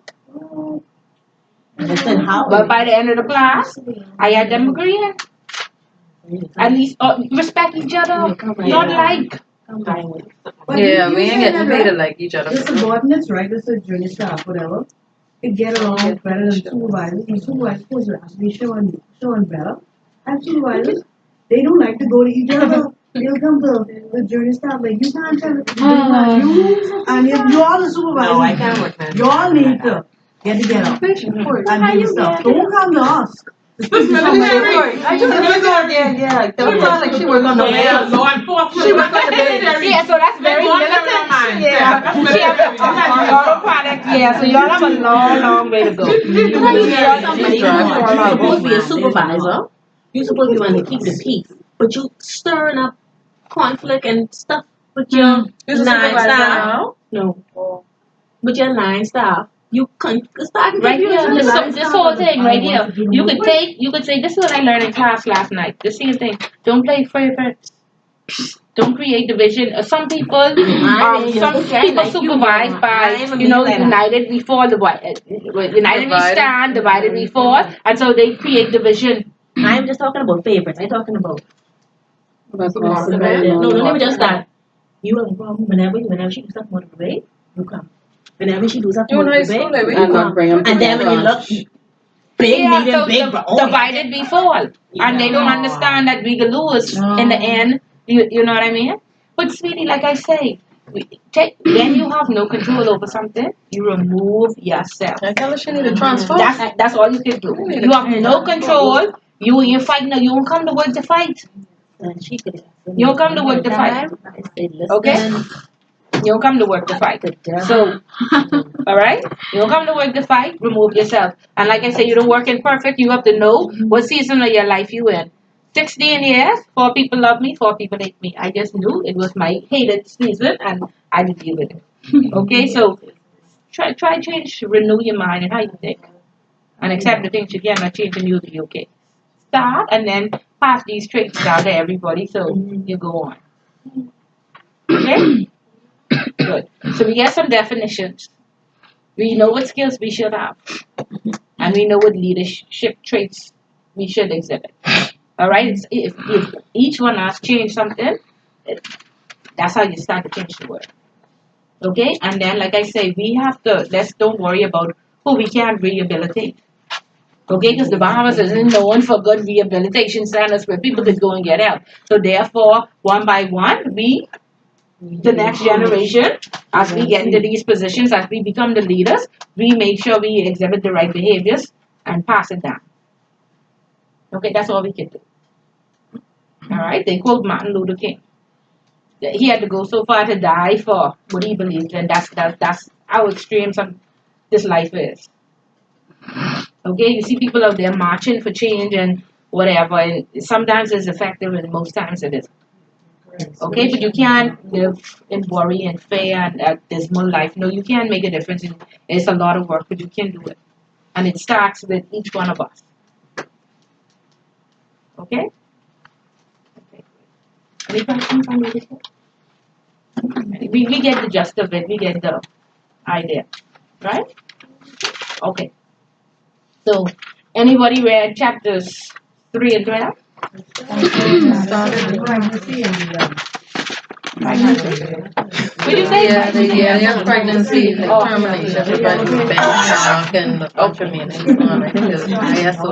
Okay, and planning and productivity. Okay, and so we know what the ISO standard is and what have you. Yeah. Where would we use the ISO standard?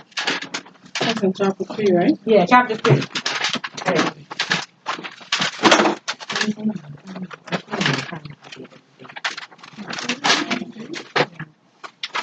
Where would we use? Let's think about it. Who claims to have some standard and we just believe them, like the organic people. Who is it? Fresh Market, eh? So Fresh Market say everything that we have is organic. Do we just believe them? No. Okay, so perhaps the IOS, I don't know who they use, but I know we only have like a consumer protection agency, but I'm certain the ISO standard is international, and they have to go, I guess the consumer protection agency works along with the standardization, and they would verify that these things are in fact organic, that you're not just selling these things that are higher, the apples and the eggs and the what have you. They do certain testing to make sure that no right. So we understand how that ISO standardization works. It verifies what you say this particular product you sell is organic, and we make sure that you don't just depart the public and say that the meat at a certain level, and if there is a disease out there like mad cow disease or whatever, they record that. Or you all remember the other day there was something okay, so all those supervisors out there, just like the regulators at banks, to make sure that all the products and services that are out there are what they say they are. Okay, and if anything goes wrong. Productivity.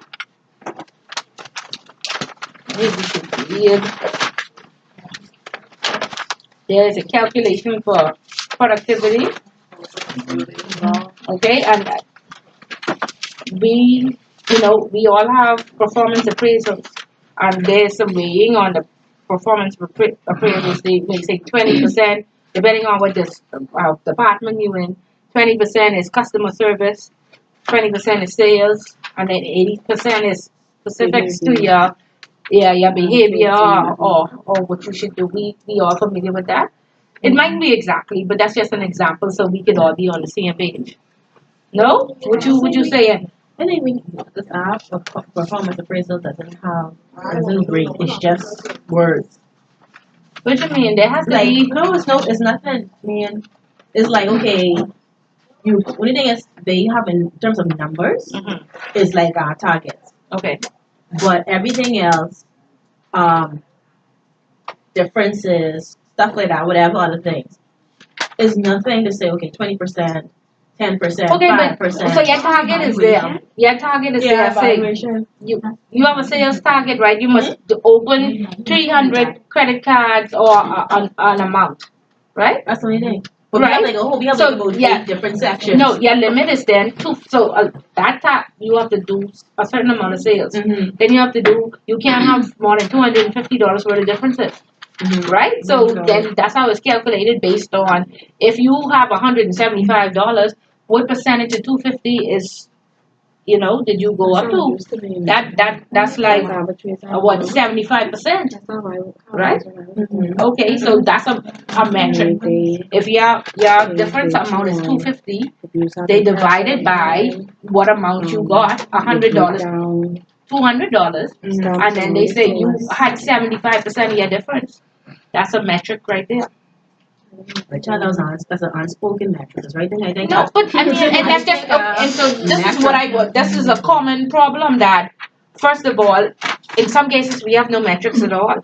In some cases, nobody understands how it works or how it calculated. Like you would have to basically say if these things are not in place, you would have to say, listen, I am allowed up to $250 in differences for the year. I had $50 in differences.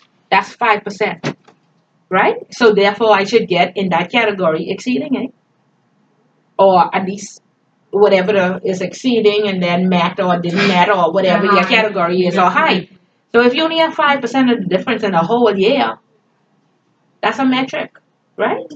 But we don't understand how the performance appraisal works, and even as supervisors, we go and say, well, I don't think she operating efficiently overall, but so therefore, even though it's $250 and she only had $50, I still given her needs improvement there.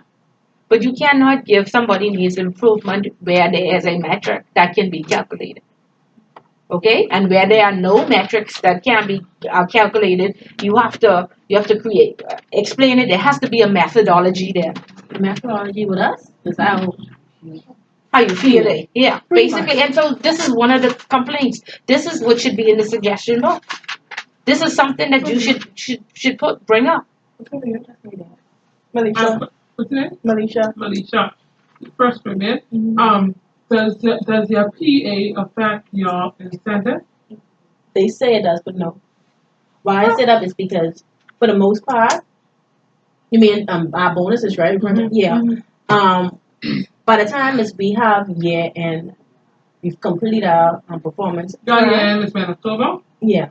Okay. But by the time as we submit, because sometimes you don't even submit your final appraisal until after you get you don't get your bonus.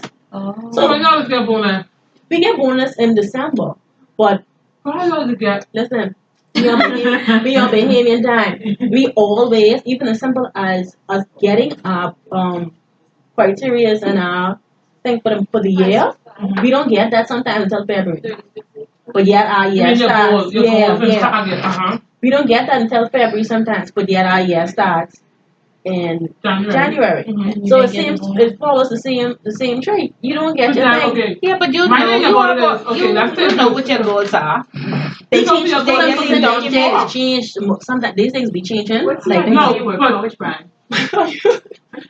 my thing is, even if you say okay, because not everybody's going to be effective, like you say, or obviously whoever populating the goal coming late, but then as I just speak for instance, if you work in sales or customer service and you have a target, like for instance, my target when I was at Scotia was 2.8 million. That was my target. Even if they didn't give you your target until February, you still can. So that I know. I'm not saying that. Yeah, my response. My saying that was in response to your question asking if we don't get. I'm just using that as an example.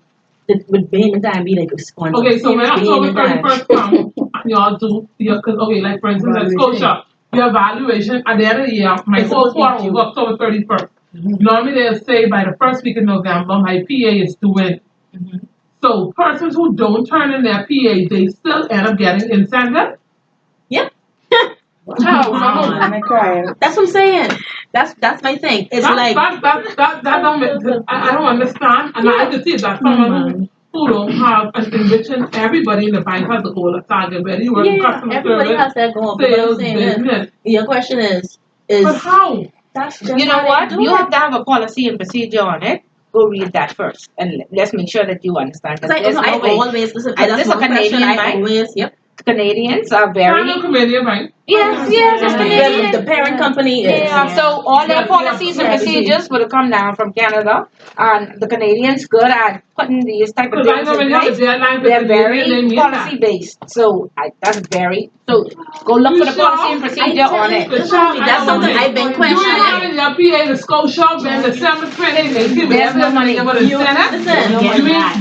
let me show you about it. Sometimes even if you get you're my manager, if I send it to you, they don't even send it into their manager or send it into HR or whoever else until late. But then you see, I'm like, hold on, but I even finished my thing. I signed for my thing. They come, you won't even see your regular 2 weeks wait. Yeah. Okay, so let's go back to planning first, and then we'll trickle right into the performance appraisal, okay? Because we need to stop probably by a couple of minutes before 8, so we can have enough time to do our presentation. Okay? You finished? Cooper, you looking at me? You need as much time as possible. Yeah, I work on it. All right, Tom, so who reading one? It's you. Formal planning. What is formal planning? And then we can stop at productivity after we get this formula. Does planning require that goals, strategies, and plans be written down? Ideally, they should be, but they often aren't. In formal planning, specific goals are formulated, communicated through writing, and made available to other organization members. Additionally, specific action programs exist in formal planning to define the path for the achievement of each goal. Many supervisors engage in informal planning. They have plans in their heads, but nothing is written down, and there's little or no sharing of these plans with others. This probably occurs most often in small businesses with owners, supervisors has a vision of where he or she wants to go and how to get there.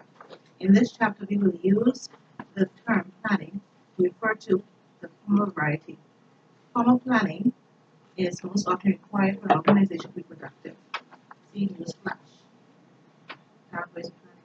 Downsides of planning. Newsflash, where is that? No, we got the newsflash.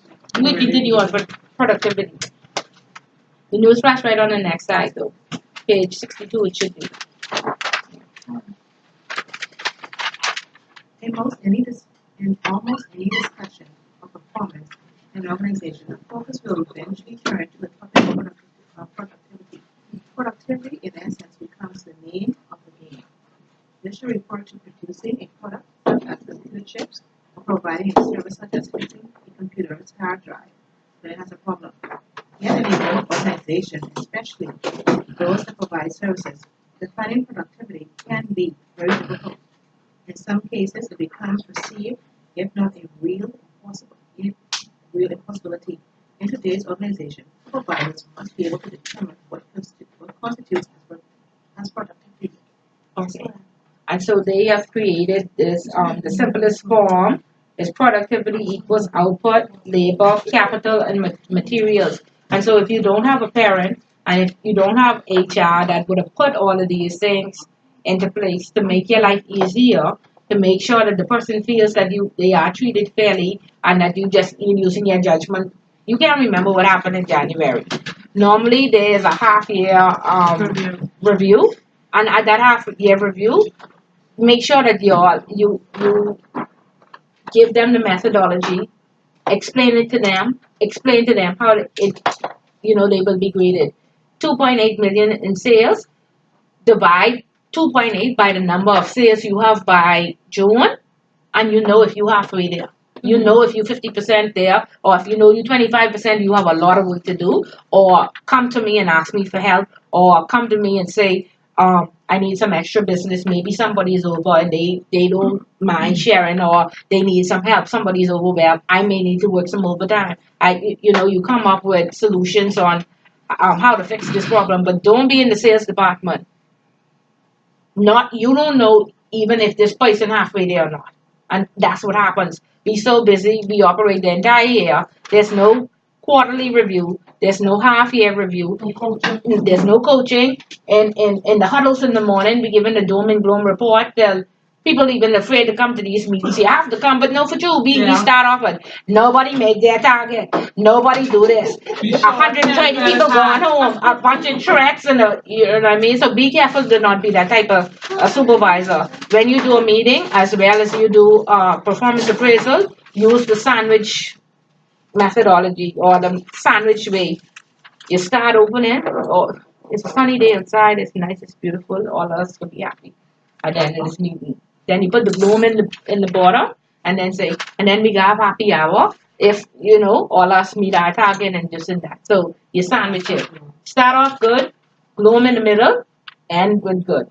Okay? And that's how every meeting should be. Every performance appraisal, every interaction with anybody, if you have something negative to say. Okay? Start off good, end good. Okay? And then explain it. Like I say, $250 in differences for the whole year, and you're already at 100, and it's only March. What you doing? You bringing that person in and say, please don't exceed this.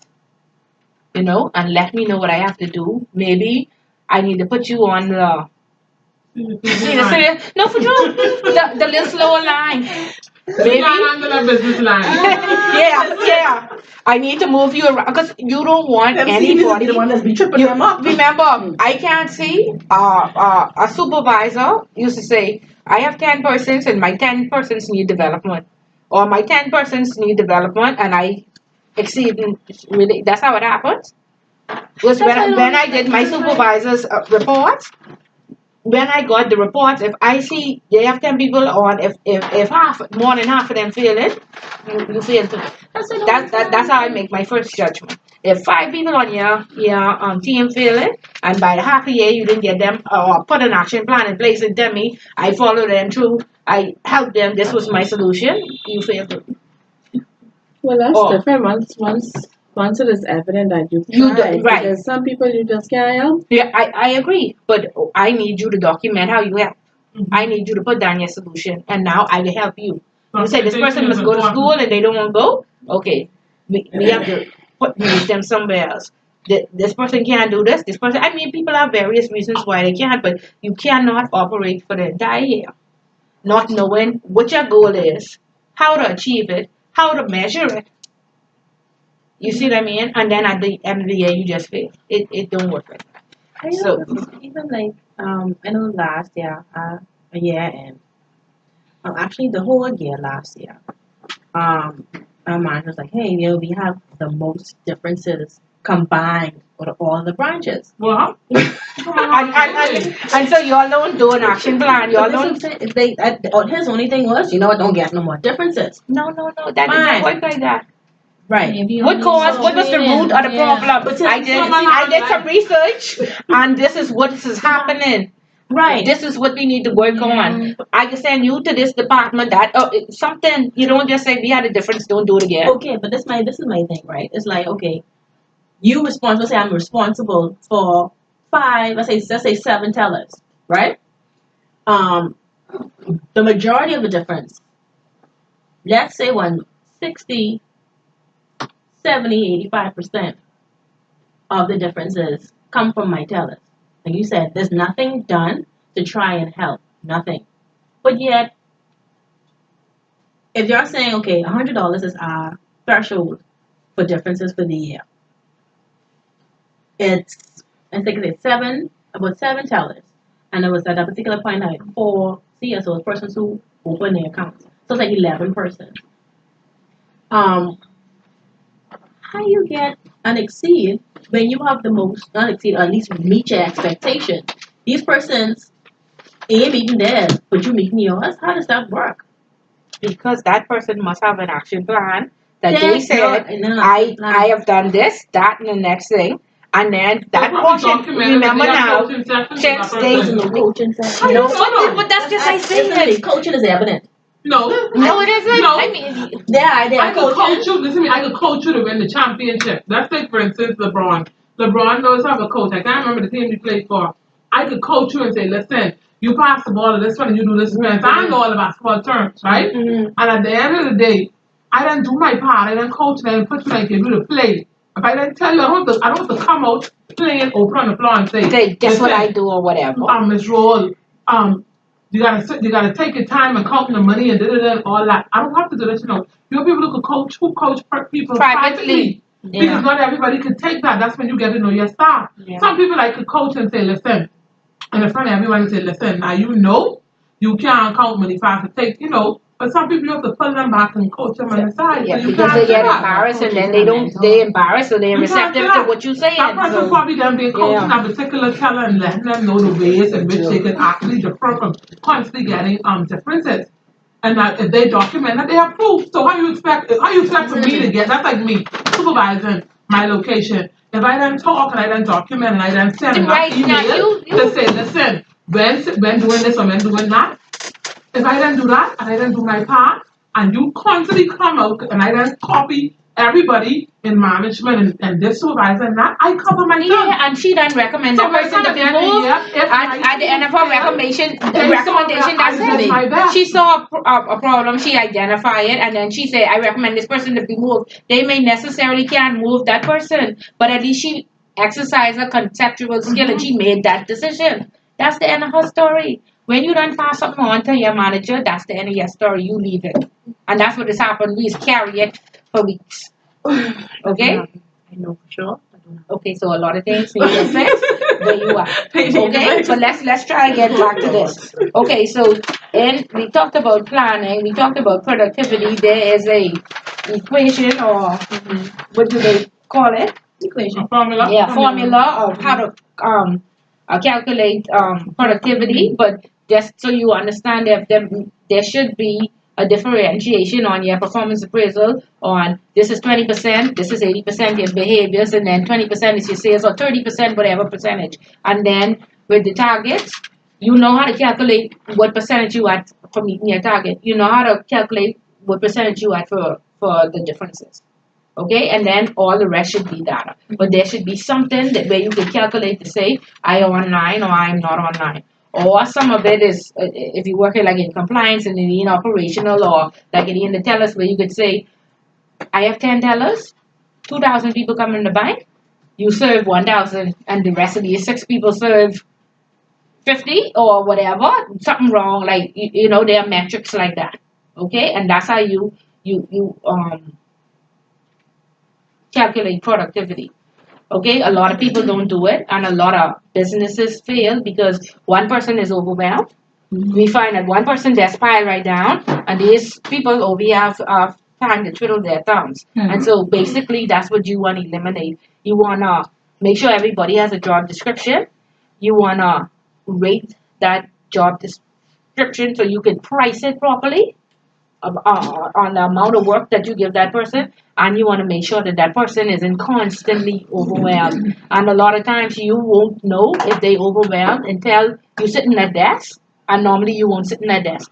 So that person has to come and say, sit with me. That has to be self-generous. Sit with me. Let me show you what type of day it is. And I was in compliance for a very long time. They did not calculate from 9 to 12. We just answered questions. So there was no time to go to the regulator and write this letter and make sure all these departments was compliant and complete the risk assessment and these policies and procedures, because nobody estimated from 9 to 12 every single day. The entire bank made appointments to see us until we created a generic box. And you had to put it through the generic box, people making the appointments, and they saw every day. We had appointments straight until 12. Okay? So this is what you have to do. Sometimes you have to create it yourself so they understand the magnitude of what you do every day, because it's hard to calculate sitting down talking. Right? And sometimes they say, oh, don't waste so much time talking, but the whole bank here. And then you as the CEO, you don't even know you need advice on what you must do. Then the board calling and so stuff like that. So this is why we need to calculate it so nobody is overwhelmed. But most of the time, in the world that we live in, people overwhelmed and they ain't speaking up. Or they are not saying, come, let me show you. The time that we invest in answering questions and, all these other things. Okay, we don't measure productivity, we don't have metrics in place.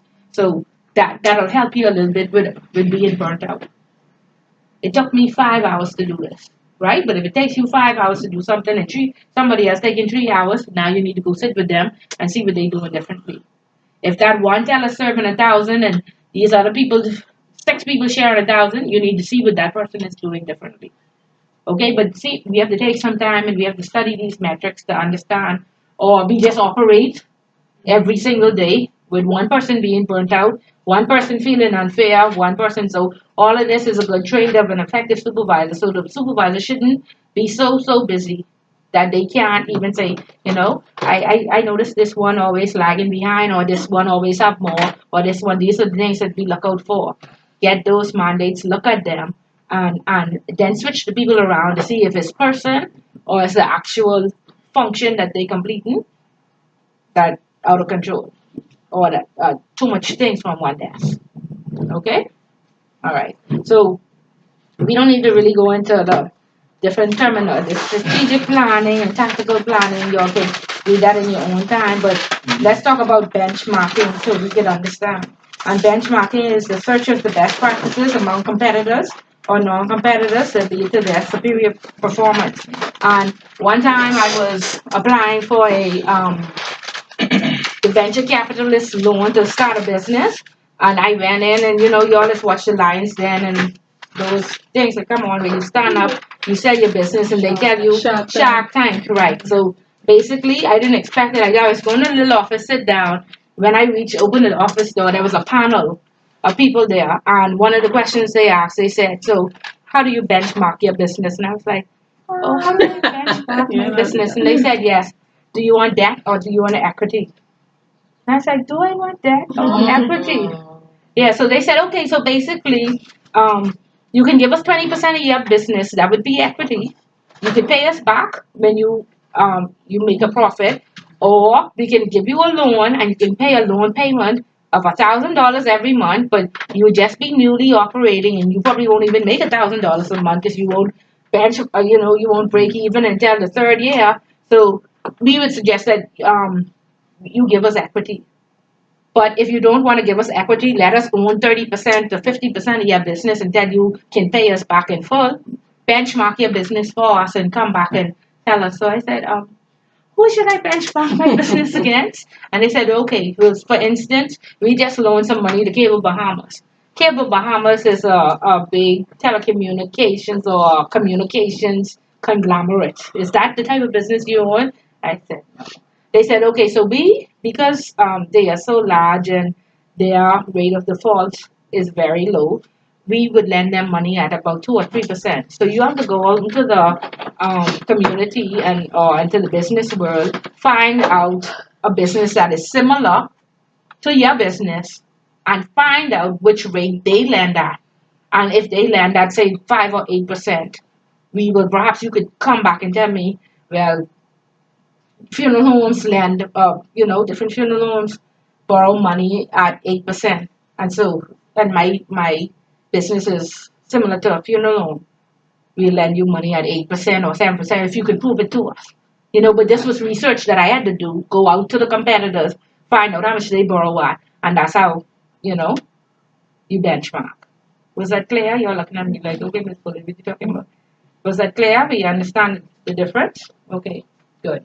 The next thing we talked about iOS standardization, the 900 series, and what it means, right? We understand how that works. We want to go over to policies and procedures because that's a familiar term that everybody knows, right? But do we know how to write it on an exam? Will we know how to explain it without all the flack and, the extra stuff? So policies are broad guidelines for supervisory actions, and policies is normally my beliefs, what the company's values are, how we do things, right? What are procedures? We are familiar with policies, right, and procedures, right? But do we know how to differentiate between the two? What is procedure?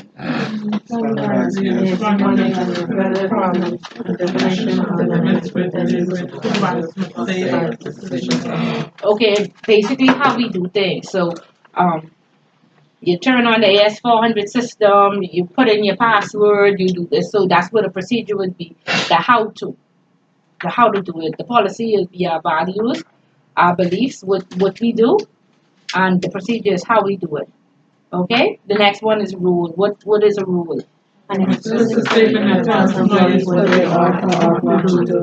Okay. And so again, somewhere in the policies and procedures it says is an overview, do this, do not do that. We had a portion in our guideline that said this is an undesirable account. Anybody who was charged, anybody who served time, anybody who invests in gold stuff, you know what I mean, jewelry, hats, stuff like that. You're seeing those statements. Yeah. Okay, right. So that's where rules would fall under. Okay, and somebody tonight who's going to talk about that is going to talk about this next one. And what is that? A budget, right? What is a budget? Plan and anticipated results in dollar terms for a specific time period used as a planning guide as well as a control device. Okay, and we all know what budgets are, right? And remember now we just doing terminology and for these exams, being able to explain productivity, leadership, goals, budgets. The next thing is scheduling.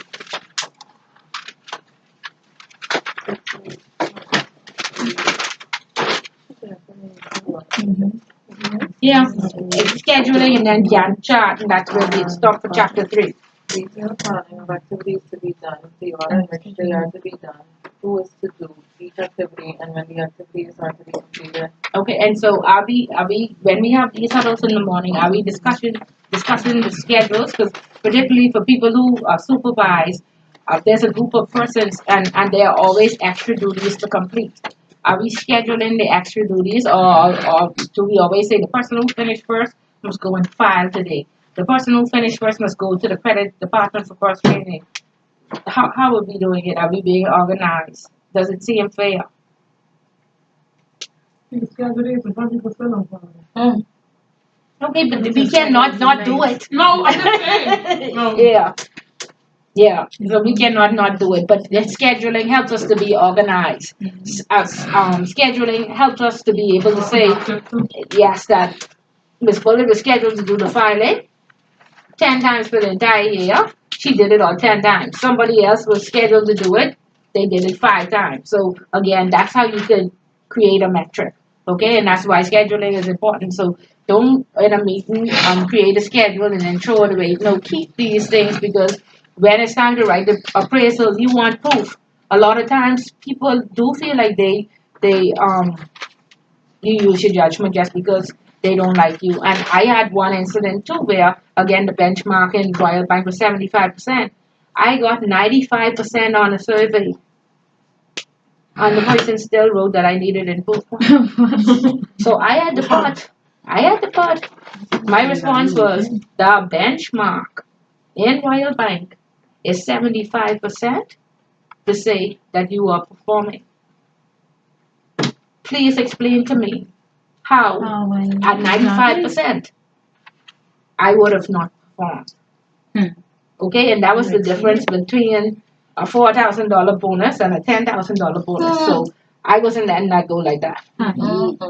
Okay, and I had to send that to Canada for them to prove, and I had to send my entire. I had to send my entire, all my proof, the proof to them, and that is why it's important to have the proof and have all these things documented, because sometimes you find yourself in a bind.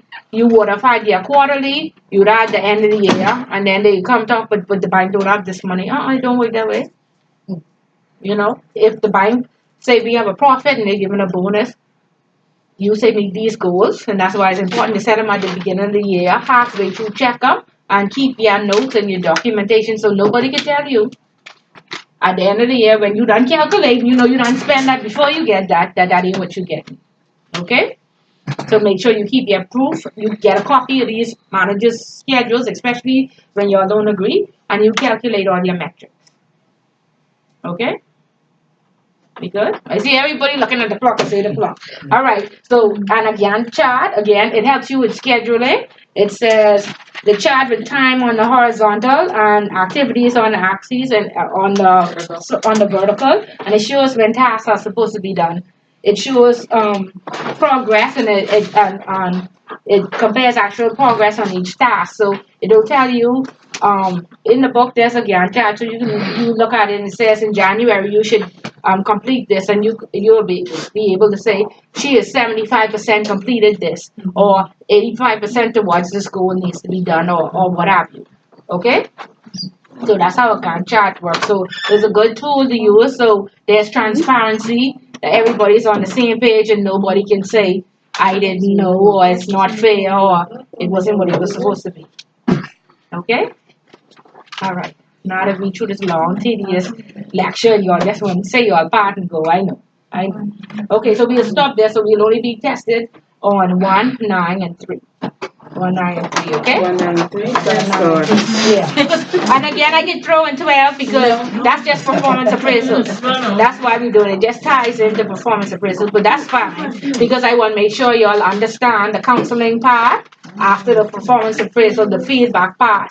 Why it's important to give feedback, and why it's important if somebody you all leave agreeing to disagree, or at least agreeing and being comfortable that y'all can just a part of my team for the next year. Okay, all of this is important. Okay, okay, good. So the people who sit to the front want to go first. I don't want to deprive you all of that. Okay, volunteers. Thank you. Come on, she ready? She's been ready. So now you know everybody ready to go. Nobody can exceed their limits, right? Every 2 minutes, and that's it. You all make sure you all know these questions. Okay. They could be on your midterm if you missed that part. Call your friend, whoever you know. Whatever number you are, lady right here. She was here from 5. She could fill you in. She wasn't missing nothing. Okay. Question, please. Use your time wisely. Use your time. Okay. Okay. So if you use your time wisely, you would have more time to pursue knowledge from the people who have it. Most times we get distracted with other things that cannot help us get to the next level. Some distractions may include using social media like Facebook, Instagram, WhatsApp. All of us are guilty of this. Spending too much time chatting, keeping up with celebrity gossip and entertainment, like what's going on these websites. The second one is consuming too much of our time with relationships, pouring ourselves into these relationships that can distract us from our purpose and reaching our full potential. Like we want to make this relationship work, and we ain't working on ourselves. We put in too much effort in Our this. heart and our soul, everything. Third, no work-life balance. Like most of us, we're not our own boss, so therefore we are employed with an organization and assigned specific tasks or job descriptions. So there becomes an obligation at some point to fulfill our duties and perform well on the job. And as such, we become dedicated to the job, not leaving sufficient time to work on ourselves. Like we're here, we in this class, we trying to advance ourselves, and some of us, sometimes like me, I would work on weekends or stay till 7, being too dedicated to the job instead of finding our own creativity, and these other things. The last one, we can also be distracted by our associations or circle of friends. Sometimes the people around us can be negative or non-productive, and in turn we become them, like sororities, any type of group you're affiliated with cannot help you move to the next level. And of course these sororities, they're supposed to be like social networking, but they kind of distract us too, because we want to perform in this organization, but it's not really benefiting you in the long run. So we do not realize our distractions until they are done distracting us. Using your time wisely involves reading educational or relevant books to help us make wise decisions and move on to the next level. Reading the newspapers, this keeps us informed and open-minded. Take a course, like we hear now, we're trying to advance ourselves, become better professionals. And yeah.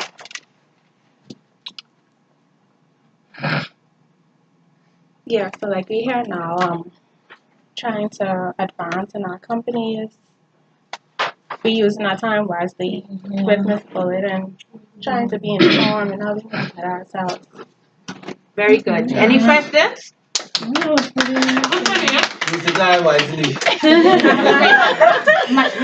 my thing is, what's your name? She wants to know your name. Shakira. Okay. Shakira, procrastination is my best friend. Like, I count all the sheep will run out, and I'll still just something is just hold me down and stop me from being productive. Like, what advice could you give me that, like, anybody else, procrastination is their best friend? But I would procrastinate first. That's just me. I don't know why. I would say use a planner. I bought a planner and I went on YouTube to try, see if I can plan my life better. You document everything that you need to do. Like, use your planner like you would use your cell phone. Okay. I need to put the plan on your cell phone and it'll pop up and say, I am supposed to be walking. That's tricky.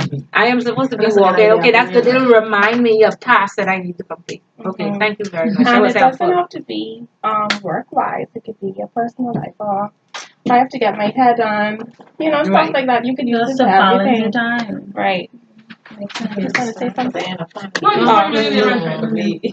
Okay, good. So use your time wisely. Yeah. Okay, great. All right, thank you. Who's next? Come on. Let's keep it going.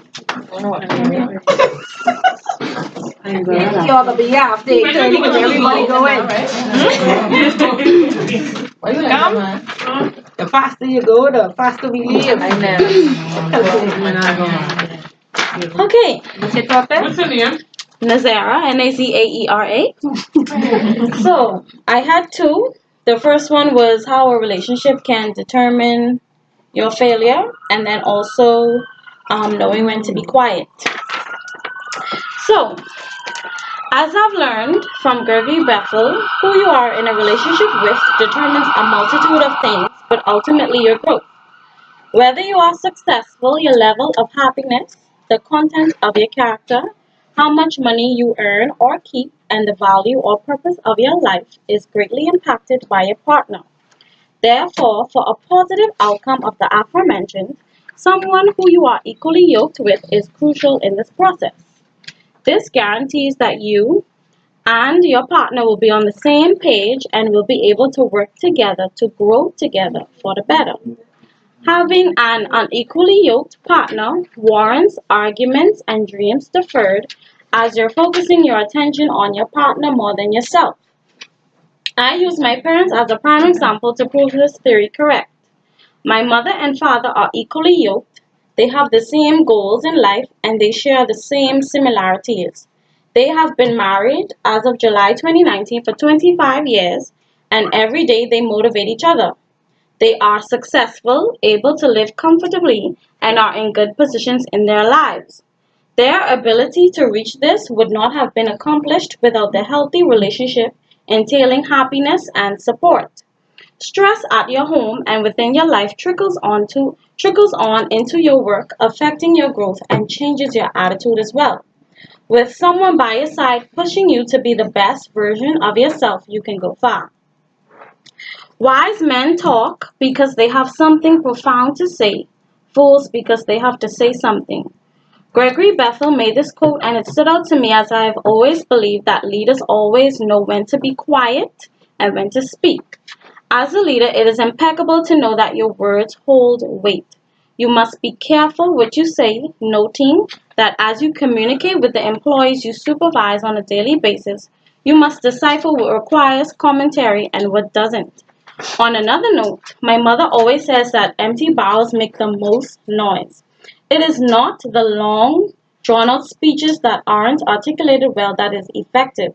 When you speak, the knowledge you possess always pour out. The more knowledge you gain allows you to effectively communicate and demand respect and capture the undivided attention of everyone in the room who may be listening to you just because your caliber shows. When you speak intelligently and with purpose, it is more likely that whoever is listening would have gained knowledge from you and respect your authority when you speak. If I were currently up here speaking gibberish to you, would you even be listening? But all in all, actions speak far louder than words ever could. Okay, very good, very good. Okay, so there's hope, because like I say, I know one happily married person after 20 years, so there's hope for finding this equally yoked person. 2%. 2%. So ladies and gents, hope is out there. 2%. Are we particularly one of them we can put on for our presentation at the end? We could, but I gave out the guide last week so everybody would know. And this was just practice again for our mentoring presentation where you would be, but if you have some constructive criticism and certainly is receptive to it. Yes. It was nice, I must say. Thank you. Both ladies were good. They had the points that you could take back from. Anybody? No. My question Is is, more eye contact and less focus on the paper.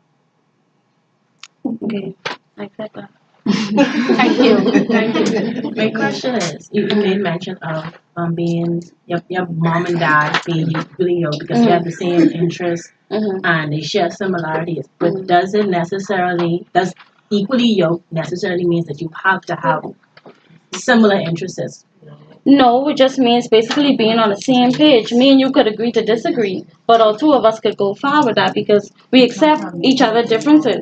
It doesn't necessarily I made that because that's them. They have the same similarities, but I feel as though even if okay, let me use an example. Um, even if my mommy doesn't agree that my daddy should open, I don't know, a bar, ethically, she wouldn't stop him from getting his money. You know what I mean? So it's just yeah, she would still support him. So it's just about being on the same page and making sure that that person is pushing you. Right. Yeah. Okay. And what, remember we want sandwich? We want a sandwich.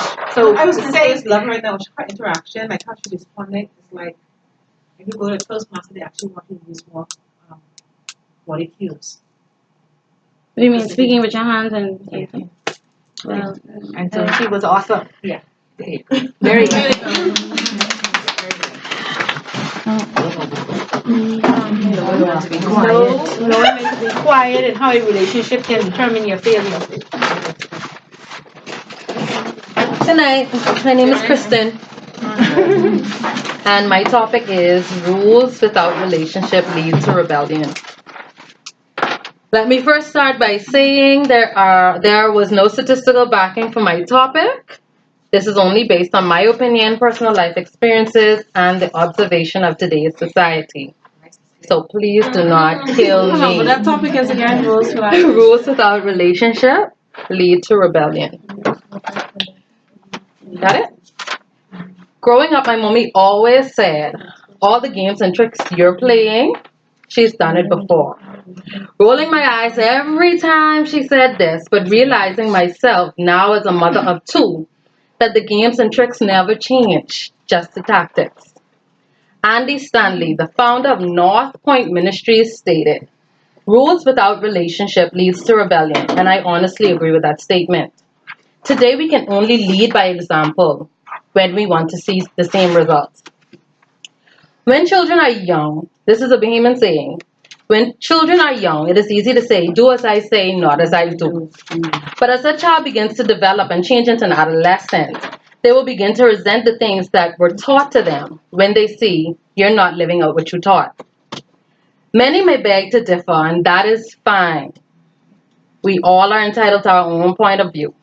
But have you ever noticed while you were in high school, the most troubled kids were the PKs, pastors' kids, or the kids that parents have those highfalutin jobs, those commissioners, khaki wearers, bank managers, something of that sort. I had a friend or two, and they were acting out when they were in high school. And I came to realize, one, these kids were tired of living up to the status quo, or two, what was being preached in the pulpit was not being carried out at home. Now, moving into where this ties into managerial and supervisory side of things. The key point to remember is that this is not a dictatorship. We have to remember that we should treat each individual the way we would want to be treated. Staff are more inclined to assist without hesitation when the request is coming from a supervisor who is more reasonable and respectful. Not mistaken reasonable with being a pushover, but being able to have a level playing field with the staff to the point where your own work ethics reflect that of which you're requesting from others. How do you expect for your team members to come to work on time, keep a clean and organized working environment, and deliver amazing customer service if you're not doing the same? How can you reprimand a staff member for not following the company's policies and procedures when you aren't following suit? Laszlo Book, I pronounced that funny, author of Work Rules, Insights from Inside Google that will transform how you live and lead, said it best. Building an exceptional team or institution starts from a founder. But being a founder doesn't mean starting a new company.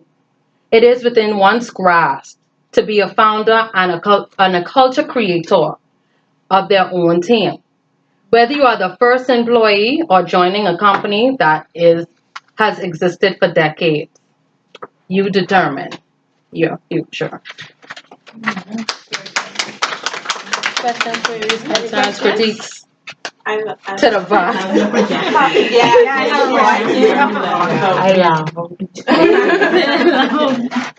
Good? Very good. You can do it, no oh Jesus, I can do it. Butterflies. But you so let them fly away on. Okay. This look like a book? No, this is just it's just like the sheets inside it. Okay. But it's just big print. That's all. Okay, good. Yeah. Militia. She ain't come to bring it. Go ahead, Militia. What's the topic? You can get there. Let's follow. Picture it. The Thomas A. Robinson National Stadium, Oaksville, Nassau, Bahamas. Certified by the International Association of Athletics Federation, the IAAF, and the Federation for International Football Association, FIFA. This 190,000 square foot complex seats 15,000, inclusive of skyboxes and disabled-friendly seats, features state-of-the-art security surveillance systems, offices, meeting rooms, and suites. Sports a $30 million price tag. Built by some 326 Chinese nationals,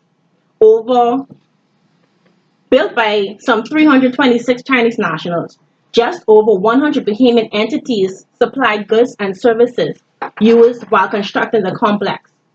Only 9.2 of the 30 million, which estimates to about 1/3 of the cost, were injected into the Bahamian economy.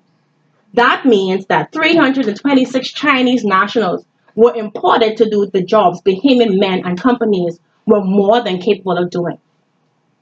In a speech made by former Prime Minister Hubert A. Ingram at the stadium's handover ceremony, he hails that, and I quote, "The gift of this stadium by the Chinese government is, I believe, the most generous demonstration of the good relations that have developed between the two governments and people since the establishment of the diplomatic relations in 1997. This is the first of a number of major transactions made between the Bahamas and China, giving China a foothold in the Bahamas." Statement. My topic.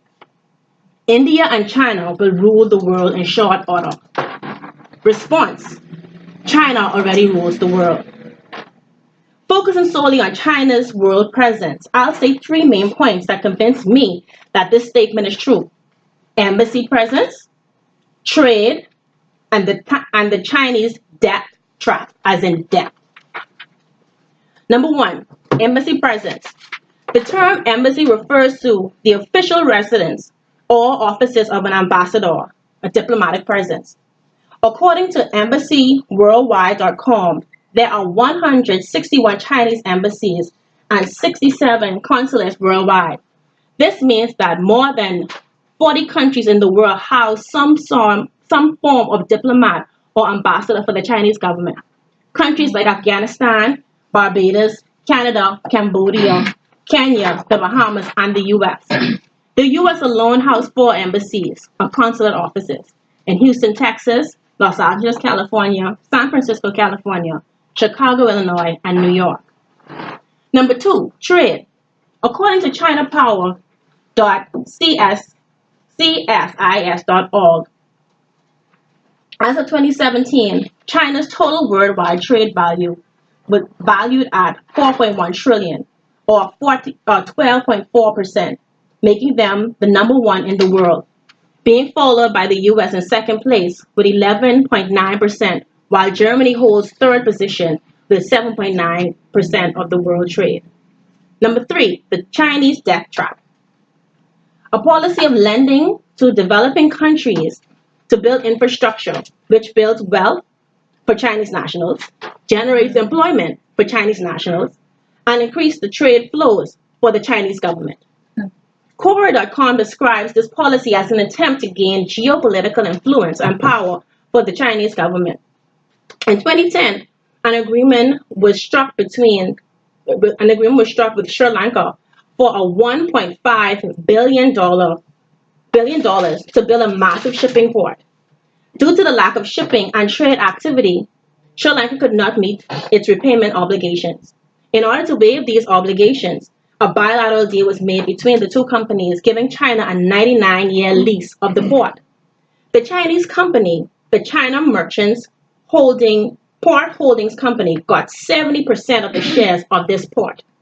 This lease allowed more Chinese cash flow to invest in economic development because of the port's geographical location.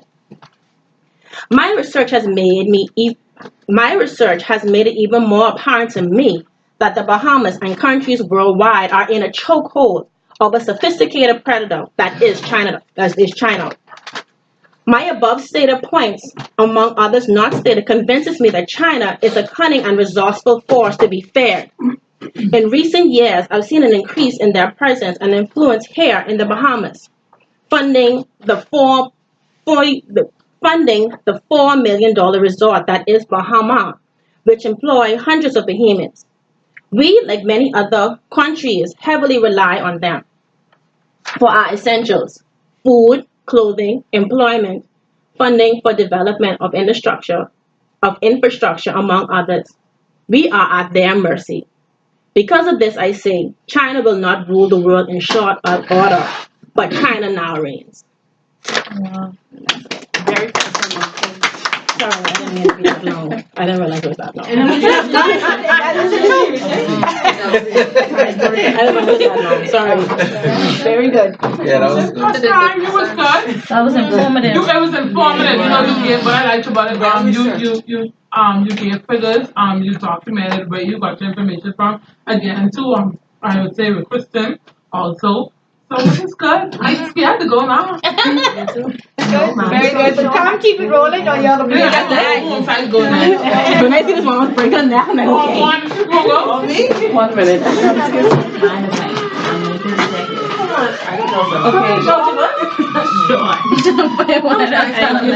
This class is recorded. Yeah, it's recorded. Oh. Okay, I have a disclaimer. I'm not. Pardon? Yes, another disclaimer. Hi, my name is Mia Elton. I'm not really well with groups like this. Okay, so we can break you right out, Mia. That's all right. Mia's family. And I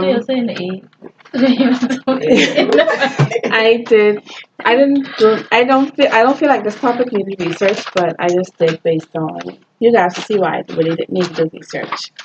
But my topic is advice about how we as the future leaders can remain focused and integral once we will have assumed a leadership role, with mostly focused on politicians and pastors.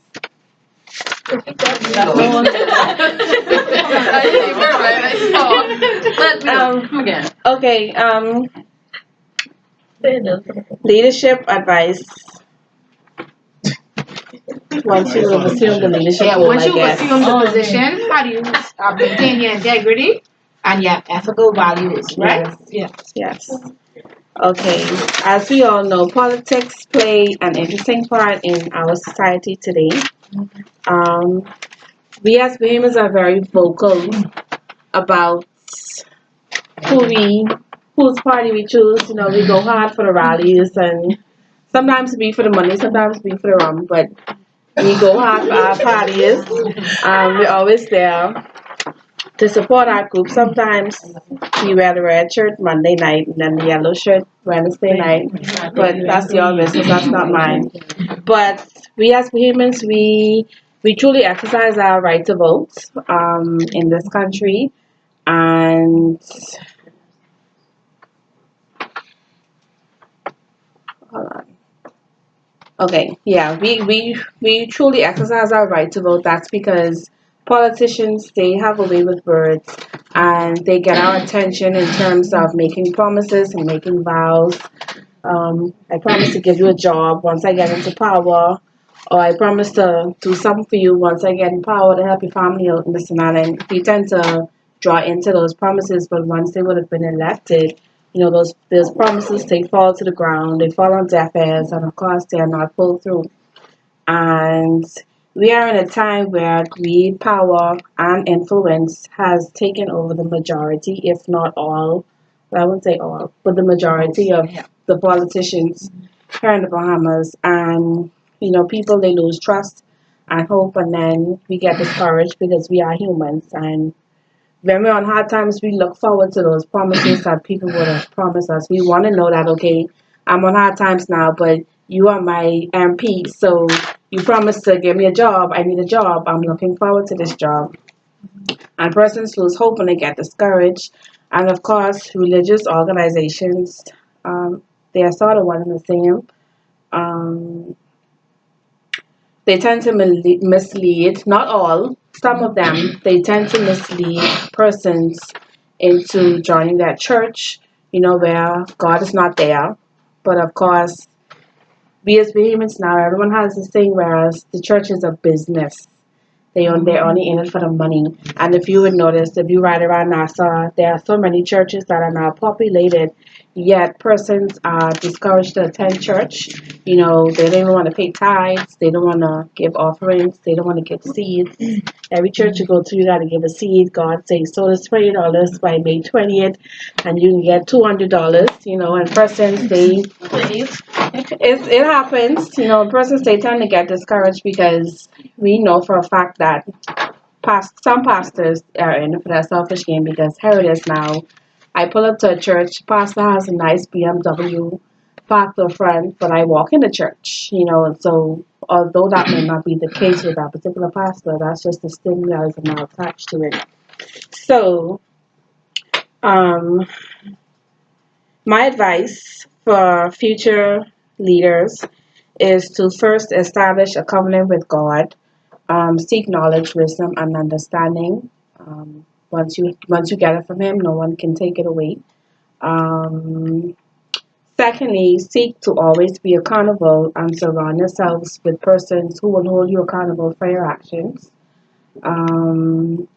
Also, constantly seek to better yourself, whether it's watching self-help videos, reading leadership books, taking leadership courses, attending motivational speeches, and constantly attend positive social gatherings. And lastly, be true to yourself. Allow yourself time to grow and mature before you take a leadership role, because sometimes persons are offered a role and they know within themselves they're not ready, but because it either offers more money or more benefits, they tend to grasp it when they know within themselves they're not ready.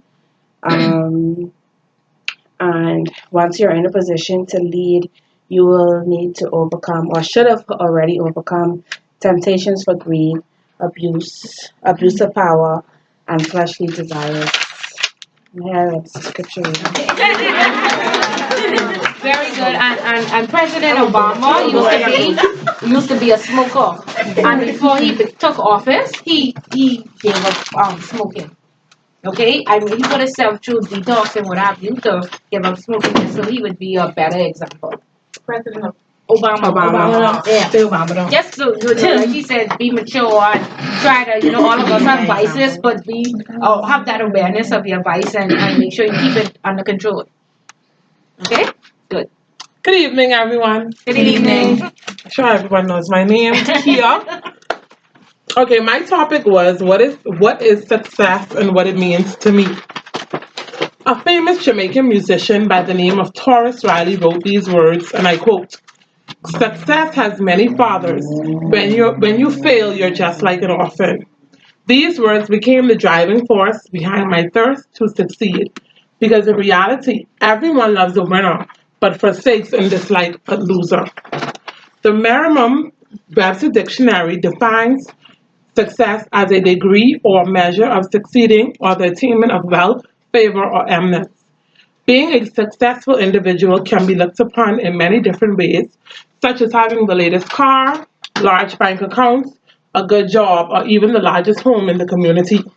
However, my definition of success and what it means to me is the achievement of something desired, planned, or attempted. I personally believe that there are many aspects that contribute for a person to truly achieve success. Even though each individual has their own intake on what is success, I put together my views and some of the attributes of what success means to me and what drives my thirst to succeed. 1. Staying true to my values. With this, I look at this being I can only be whom I am meant to be, and the values instilled in me by my parents. 2. Being an awesome mother.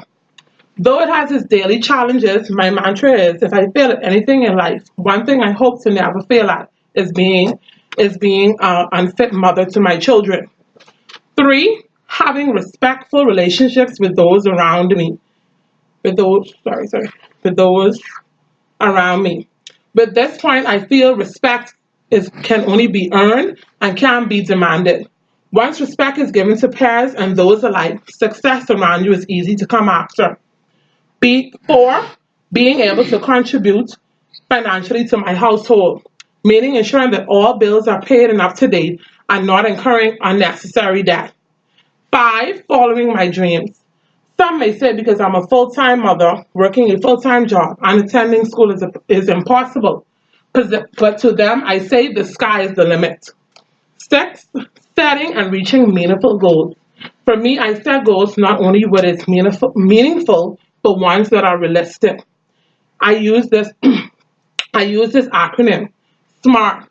Be specific, measurable, attainable, realistic, and time.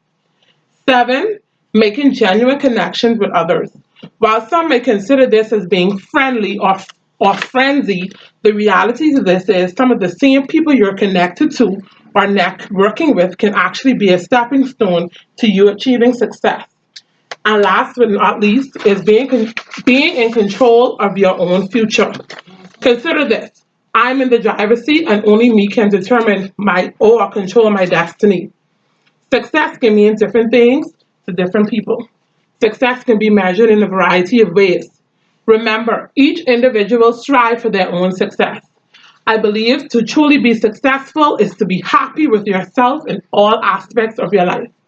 Although this age in which we live, success is generally measured by the amount of money you earn, the amount of wealth, power, or number of promotions you've accumulated.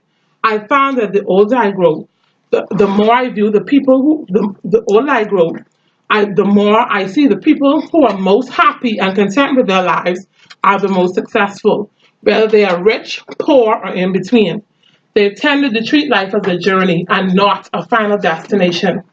So remember the words of Pele, and I quote, "Success is not an accident. It's hard work, perseverance, learning, studying, sacrifice, and most of all, the love of what you are doing." Very good. And I'm happy that it wasn't just the money and the car and everything, but the being a good mother and raising the children and things that our foundation and what our community needs. So excellent. Okay? So everybody like they ready to go. Y'all want to continue or y'all want us to do the quiz and then I'll do it right after on Wednesday. Y'all finish it tonight? That's fine. I know. I hit the 9. Yeah, let me go.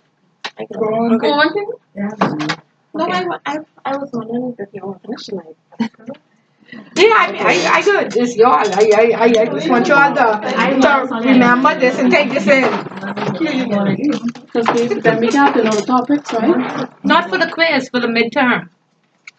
We still have to know. No, the topic says that's what I mean. No, that's what I'm saying. That's why we can take the quiz on Wednesday and then we can continue. But no, that's fine. If you're good, I good. Continue. You don't need you use your time wisely. You don't need this to go on. So do you go in? I use my time. Oh, okay. Okay, all right, take it. If y'all want to continue. Okay. All right. Good night, everyone. My name is Nakiba. I tried. And I am not good with crowds. That's good, but you're using us for practice. Please, family. This is the Mother's Day luncheon from yesterday. Come on, you know who it is. Okay, but that's no sense to mine though. What happened? No, girl, you was good. What did I say? What did I say? I said very good to do a foundation, and I said that. Yeah, you was good. I watched your eye contact. Yeah, you read a lot. She wanted but you could give some more eye contact. But you were very good and very inspiring. That don't just look for the money and the big car and the big house. You know. Okay, my question was why leaders fail. Who is the leader? A person who leads or commands a group, organization, or country. Why do leaders fail? Leaders can fail when a person has no social communication or interpersonal skills. Interpersonal skills are tools in which people use to interact and communicate with individuals in an organization environment. There are 7 main areas in interpersonal communication that some leaders can fail at. The 7 areas are. They can't hear you. They can hear you all the way to the back? You can hear? Okay. The 7 areas are verbal communication, non-verbal communication, listening skills, negotiation, problem solving, decision making, assertiveness. The ability to communicate with an organization depends heavily on people's interpersonal skills. If a leader does not have the skill set, they are in danger to making poor decisions. Having poor decisions can cause big problems in an organization. Sorry, I didn't say a lot. That's all I did. That's fine. That's fine. Wait, any questions? Any questions? No questions? Wait, any critiques? Anything? Okay. See, this I don't want y'all to just rush to and to check the box. Y'all checking the box. Y'all checking the box. Yeah, because right now y'all checking the box. She won't go now. Okay. You won't go now and everybody else will finish when everybody else agree to finish. No, I want to go today. Okay. You won't go tonight. Okay. Majority wins. Go ahead. The sooner you have enough money, the sooner you can retire and do. Bradine, sorry. Bradine.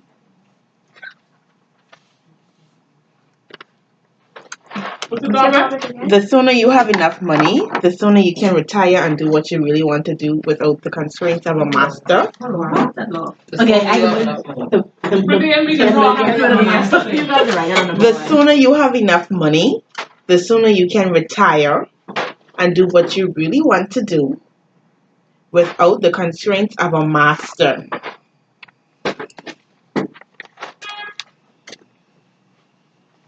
I totally agree with this statement. The sooner you feel as if you're financially comfortable, then you won't have to submit yourself to a job anymore. While reading that statement, the word master stood out to me. In today's society, employees are sometimes treated as if they are not important within an organization. There are various challenges employees are faced with while being on a job. Employees may feel unhappy in numerous aspects. It may be wages, treatment towards employees, and even benefits. These may make employees feel like they are being treated inhumanely. The cost of living is increasing daily. In our society today, minimum wage is $2.10. For a young person just graduating high school with little to no responsibility, this may seem like a hefty salary.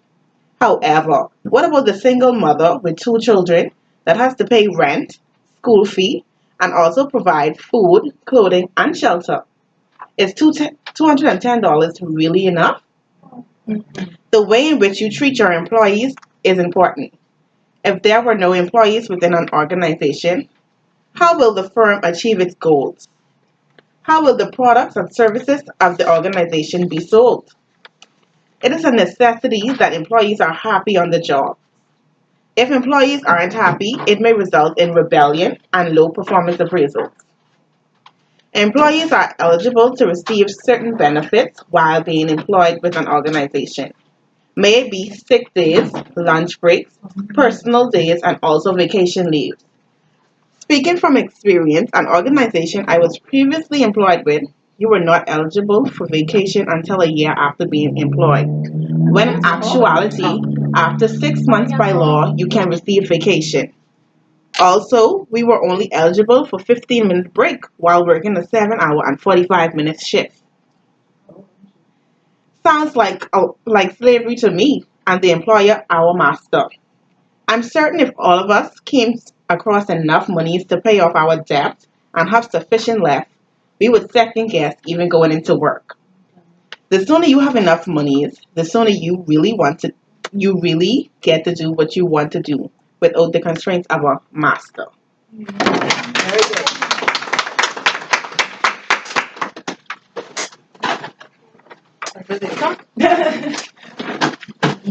So Ward, Cooper, and lady at the back won't go next week. I mean on Wednesday. I have to leave. I have to go. Okay. All right. So yeah, Wednesday. Mom, you come and say something to you? Yeah, that's fine. That's fine. Okay, I'll wait till Wednesday. You will wait till Wednesday. Okay. You will wait till when? Yes, ma'am. Yeah. Okay. Good. Yeah, but I just don't want them to get frazzled with the test. We can do the test first and then 1, 3, and 9. yeah, 1, 3, and 9. Okay. Very good. Very good so far.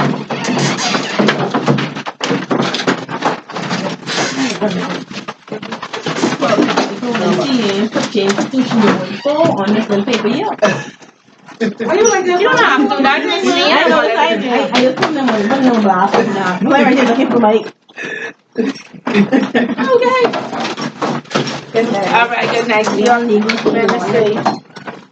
There's no way you work. Someplace where you can never work. Good night. It ain't a bad though. Jesus, the way you bring that. No, it's the branch. Lord, You especially the boy. Lord. So she is discriminating with her sex then? No, you kind of like So whatever, you know, just give us some culture advice for the and most part. help us to be better. I think that's a lot of places, if you're not be express or anybody will put some more say in it. it. Men technically move up quicker Take it easy. because they are seen as less You probably need to get some help. dramatic, All less these extra stuff you emotional. get You ain't your gotta worry mentee. about them calling sick. Most men don't call in sick, or most men don't I have. just feel like women express themselves, stay back. If they always have a problem with something. This is why I don't get along well with women. Sometimes, yeah, I agree. But how? I mean, But I mean, what I've seen, especially in my institution, men just move quicker. This is a favorite thing to women. And it's I like boys. I like boys. And that's because is 90% women. we all want Yeah, it's still 90%. now. Only men is minority management. It's still 90% women. What? A couple of boys. Yeah, definitely. Get them ready to get like okay. Okay, so we help that person. It depends. Many Hendrick thinking now. So send this to them. Because I already have a little discrepancy I need from tomorrow. I just That's your training for them. Which brand? Probably. Because I have a No. coach and a shirt. No, I gotta get them mentee on board. No, I Lie. I've been waiting from March for my credit card. From March. And then on top of that, the lady was telling me going on vacation. Then the person who was her backup on vacation. Oh, what these would be applying for one. I already applied for one. Hello? Because I was supposed to have it for my winter vacation on April 2 weeks. I must have a presentation to see. Okay, very good. Very good. We'll see you on Wednesday. Right. Yeah, you will be okay. I'm Just sure. calm down and take it easy. Don't go from crazy to crazy. Take my number. Okay. What your go and now stop it now. You know you got this. 4-8. You want to be in the middle. No. Like around 9. So let me see what's going on with it. Okay. Thank you. Like I I need to intended. study for this quiz. And However. Miss Jane don't have no more books, so she don't have my book yet. Good. However, Ask her you for will have copies for motivation 1, to 9, be, and 3. Yeah, she have to give too you a copy. aggressive. Okay. Mm-hmm. Get it tonight? When I step I up don't here go slow. Tell the young guy We you are need slow 1, to 9, you, and yeah. 3. Somebody get a photocopy. Okay. So tomorrow I can just say, you can eat up the attitude, please, thank you. or you could just ask someone. Sandwich it. Sandwich it. You will not say he's up down attitude. You No, I will don't say, say that. no, you will sandwich it. You will say, boy, this is a lovely shirt you're wearing today. Or, boy, something nice. And then you will say, but it'll look so much better if you just, tone it down. Like, you are a 10, I need you at a 5. Or something like that. And then, after, but you work so well and whatever. And people will be more receptive to what you say if it comes across better. Because the message coming across argumentative. I should have met you Yes, about 11 years always. ago. Start. That's the issue. I was doing that. I got stuck. What to do? All right, I don't know. You should know. I almost say you want to do this because I could. Sweetie, lend her your book to run some copies for you while you wait. Because remember, I have an older version, so I just want to make sure. Thank 1, you. 3, And 9. Yeah, 9. Yeah, I honestly, I in the good equation. If I could there, I still, the Lord still dealing with me with some things. Yeah, but see, we want to supervise. No, I And agree. we have to be examples. I That's know. what she gets me. We have to be examples. So you have to remove self, and it's so hard. So you have to start with that compliment and end with that compliment, and people will respect you. Because they don't say, oh, Cohen don't like me, she don't like me. She is Miss Attitude. She telling me what attitude. You see what I mean? You're right. And you're so right. remember, you have to learn how to deal with the most. You're successful when you could get the most difficult person to be productive. Then you're successful, and that's a task, right? Is that 1 minute? Yes. Jesus, Lord, that's I tell you the horns. You use listen the to me. horns. I seriously, I go on. Yes. I go on the fight off. No. No, I mean, I'm just saying, and we know that's not what to do. But you know, don't ever let nobody get the best of you, ever. For me, I went to that branch. I said, about 4 or 5 years now. And every day was a struggle. Every day was a fight. When one person is the next, and you try not to say anything, or however, and just keep coming. And then this year was one of them now. The Lord, I know from canopy. I know from paint on the wall. This mark here, who you is? I don't know her.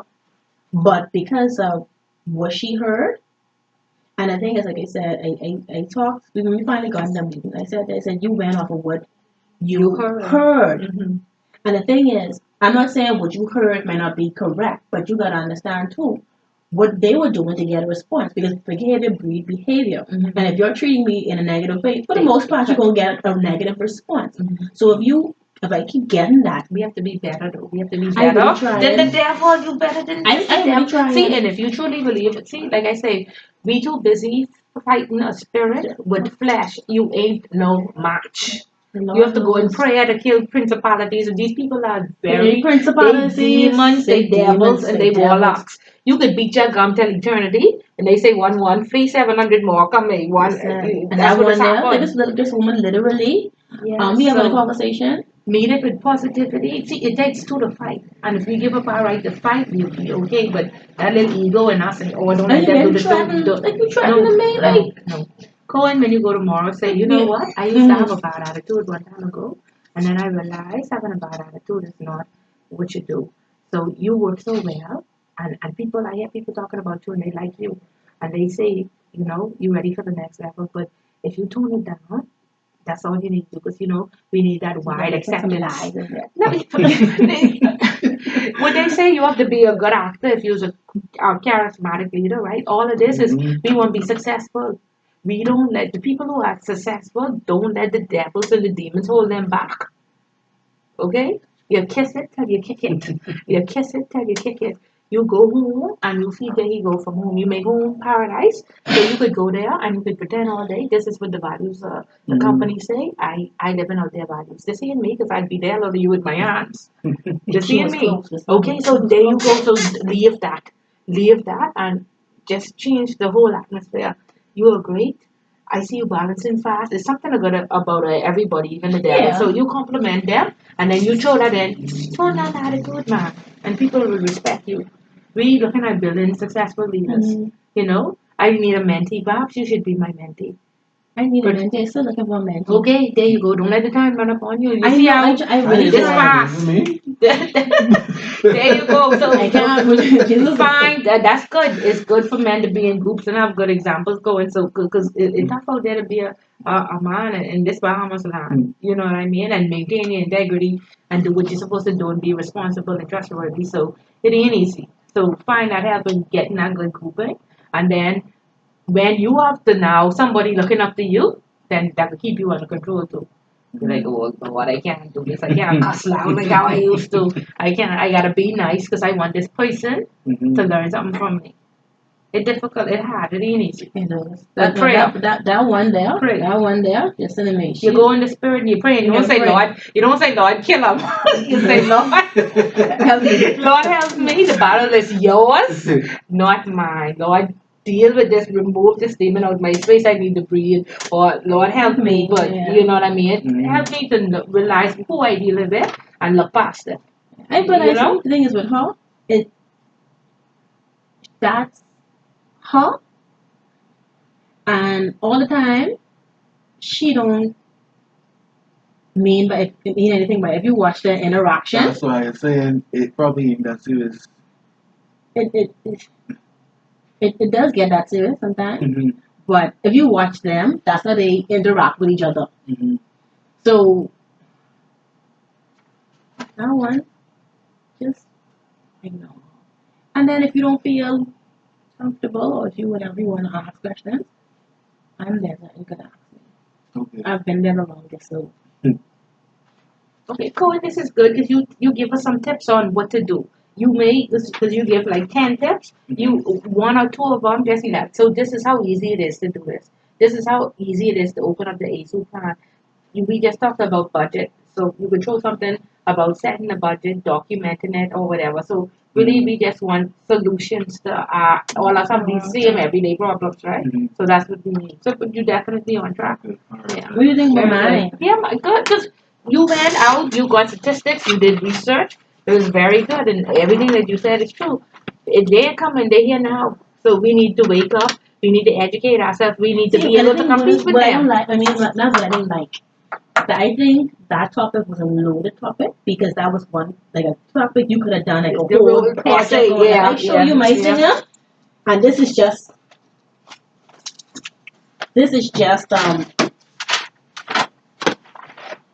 some of the